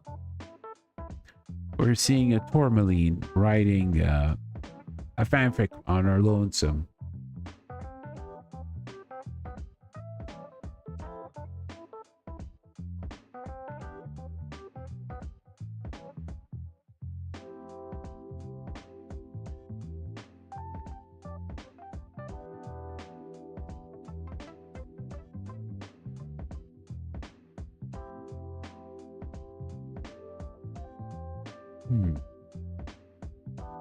I guess we'll post that. Let's see. Oh. Let's talk to Sandaria. Yeah, I'm doing good. I'm doing good. We're probably gonna end it here in a little bit. Once we end the month, we're probably gonna end it here because we're almost hitting 3 hours and a half, and there was a lot to read. Can we talk? Of course. What about? About today. Be honest. I'm kind of mad at you right now. Wait, why? Left you behind at the store. I was all alone. Really scared. It's nothing to worry about. Everyone gets lost sometimes. But you can make it back to the station on your own. Fine. But you can make it back to the station on your own just fine, right? See? No problem. It's the little Sandaria coaching. You made that sad face, right? No, this isn't about getting lost. You ditched me. It was rude and it made me feel bad. Uh-oh. Okay, so I left for a bit. Can you blame me? I need a little time to myself. It can be a little much sometimes. What the hell is that supposed to mean? I mean, like right now. Why are you being so aggressive? I'm just trying to talk. I'm not being aggressive. You are. You're being super mean. Jeez, what do you want me to say? Sorry, I wasn't your perfect chaperone to attend your every need. I even made plans and showed you around. I even translated the menus for you. You know, I didn't have to invite you. I was trying to do something nice. I guess my kindness was wasted on... Wow, well, she's writing a novel here. What the hell? I guess my kindness was wasted on you, though. It'd never be enough for Her Majesty. So I wanted to spend some one-on-one time with Effie. What's wrong with that? You get to see whatever you want. It's not fair. Ah, slow down. Stop with the stupid faces. Talking to you is so frustrating. Well, so is talking to you. I have to go. Come talk to me when you're ready to apologize. Dear God. Wow. Yeah, you sound like you and your vocal cord need some rest. I want to go to sleep. Have a good rest, buddy. See you soon. Have a great rest for you too, stranger. And thank you for coming. Can you pick me up from the Net Cafe? You're still there? You're not at the station? Ugh, no. What happened? Sandaria said a bunch of really mean things. Like I'm being aggressive or an ungrateful princess. I think she was just frustrated. At the concert, she said she's worried about you. Probably just saying that to get on your side. Come on, T. I just want to have a good time in Japan with my two friends. No, you want to have a good time with one of your friends and forget about the other. That hurt, T. I hang out all the time back at home. It's my only chance that I have to see Sandaria. I'm trying to make the most of it. Well, leave me out of it then. I don't want to get to between the two of you. T, can't you just apologize? No, because I didn't do anything. Why are you taking her side? I'm not taking sides. I'm just saying apologies make everything better. Then why doesn't she apologize to me? Effie, why can't you see this from my side? I thought we were friends. Uh-oh. I thought we were friends too. I mean, I think we are friends. Is that not true? No, I didn't mean, that I have to pick you over Sandaria? Is this how you treat a friend? Back them in a corner and they do what you want? No! I mean, yes, you're my friend and... that's pretty much what I was doing, wasn't it? I'm so sorry, Effie. That was terrible of me. I feel like crap right now. Stop it, T. Come on, you're not a bad person. You're just upset. But I don't know what else to tell you.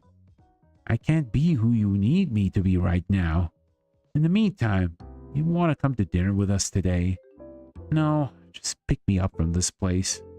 I want to go back to Sandari's apartment. Be alone. You sure? Okay, we're on our way to pick you up now. Okay. Man, this escalated quite quick. Damn. See you soon? Okay. Man.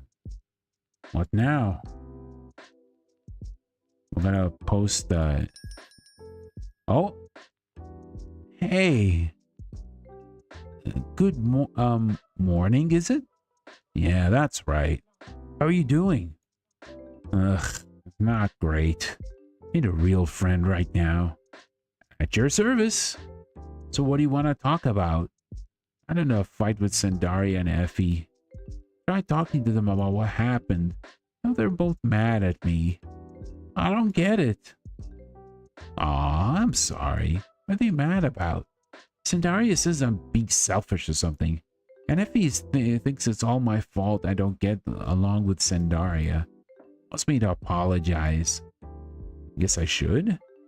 I really don't know what I'm even supposed to be sorry at, though. Ugh, that's messed up. I haven't apologized to you? Hey, wait, you're right. They ditched me. Why am I the one that has to do all the apologizing? Exactly. Wish I was there with you. I'd knock some sense into them. Or we could just hang out, just the two of us. That would be the dream.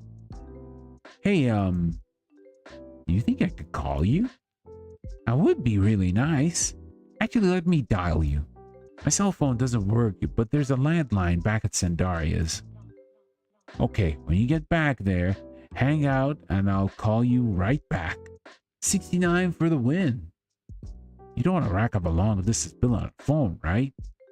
Or do I? Nah, your idea's better. I'd actually feel bad if she pays her own bills. And if her parents do it, it's meaningless as revenge. Oh, don't think I'm taking the high road here.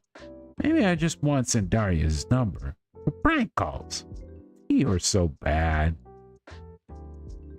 Revenge is a dish best served cold, my dear. And remind me never to cross you. Talk to you when you get to our apartment.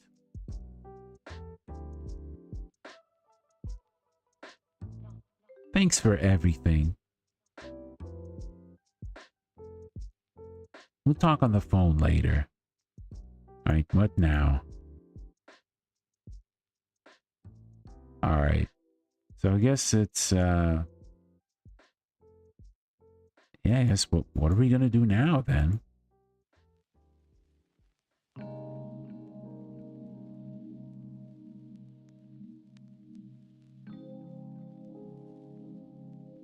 Yeah.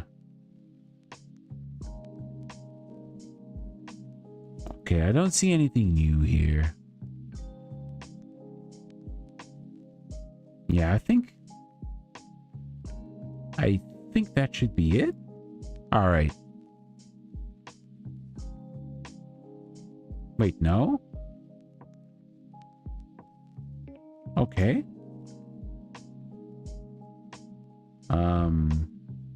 Is that right? All right, we're skipping. We're now going to August. Okay, she's back home. Let's see. Wow. All right, let's read this. Let's read the blog post and we'll call it a night. Wow, for the first time ever, I got to hear her voice. It wasn't the best timing, but when she talked, it was like whispering in my ear. We were sitting beside each other. There was no distance at all. First we were crying, then we were laughing just a moment. Reached out to my hand and see if she was there. Is that stupid? Maybe. But I like being stupid for once. Oh, it's fanfic. Never mind. How to spot an abusive friend. Okay. Normally I don't write super serious stuff on my blog, but today I wanted to write a little bit about abusive friends. They're bad. When I was in high school in the States, I used to have an abusive friend. She would really be attached to me. When I made other friends, she would sabotage them because she couldn't stand sharing me. First, I didn't think any of it because the way she would say things would be stuff like, "I'm trying to be honest," or "I just that you're my only friend." I believed her. I wanted to be less alone and less sad and less everything, but I realized at some point after I'd gone to Japan, separated from her, that her sadness was a need that could never be filled. No matter what I did or how I tried to appease her, she just kept asking and asking until there was nothing left. I mention this now because I think a friend of mine is going through that right now. She's really worried about a friend of hers, but her friend couldn't care what she thinks or even feels or wants. They just want to hold her as tightly as they can. Just putting this out for her and for anyone who follows along. That kind of stuff is not okay. Sending love and peace.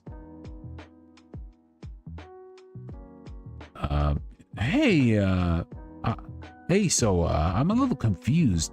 I saw your post being trapped under the net cafe. I was under the impression that you were shopping, that you thought the shopping we were doing the other was kind of boring, but so you split to do something else. I mean, that's okay. I wish maybe if you could told me before you left. Even a small buy, I'm gonna do something else because I searched around all around the store before Sandaria told me. You told her you were heading out. I kind of sort of came off that you were opposed to the whole shopping thing beforehand, but didn't say anything until we're in the middle of it. I don't know. You can trust me if you don't like something to say so ahead of time. I don't know. I'm so sorry for not noticing my phone earlier. I was freaked out when I saw how many times you had called. Thought you maybe had gotten in an accident or were in danger. Turned out you weren't in danger? So I guess I also wondered about that too. Is everything okay, team? Well, we finally got our first brand of conflict. And surprisingly enough, it had to happen when they were in the Japan trip, the long-awaited Japan trip. Well, it looks like we're still not going to be done with this game story. So yeah, there's still going to be a little bit more. So we will continue this probably not next week. We'll take a little bit of a break with TERRANOVA. And we're gonna go not next week, the week after. We're gonna go back to TERRANOVA. But yeah, I'm gonna have to call it here for tonight. Read quite a lot of stuff, but unfortunately, we had a weird issue with the game, so we had to take a bit of time in order to get back to speed. But hey, we had a little chat, had a little Zatsudan, so it was not totally a waste. Anyway, guys, thank you guys for watching either live or via the archives. Tomorrow, we will be playing Felvidek. So Felvidek is a turn-based RPG set in the 15th century of Slovakia. And it has a very PS1 style polygon aesthetic, and apparently is pretty strongly inspired from the Monty Python series. Now, that is a combination of terms I did not expect to happen in a video game, but I'm honestly pretty excited in order to try it out. It's a pretty different look, and like it's a pretty different game to have a look on, and even like the color palette is just like mostly black and white. It's a very like, how can I say this, very early PS1 title, but with like a grayscale filter. But yeah, I'm actually pretty curious on how that game works, so I'm looking forward to it. Hope you guys are as well. Anyway, guys, hope you all have a great night, evening, or afternoon. And before I leave, for those of you who are still on Twitch, let me see if I can find someone to raid. Just give me a moment. Let me just like stop the music for now. Yeah, let's stop the music. And let me see if I can find someone to raid on Twitch. Let's check Twitch. See if anyone familiar is streaming right now.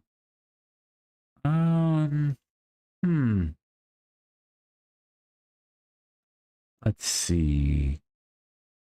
There is Church HB. She's playing BlazBlue Cross Tag Battle right now. And you know how I mentioned about BB Tag that I enjoy a lot. So yeah, I think we'll probably raid to her. And yeah, let me just prepare the raid message in the chat. Just give me a moment. Raid.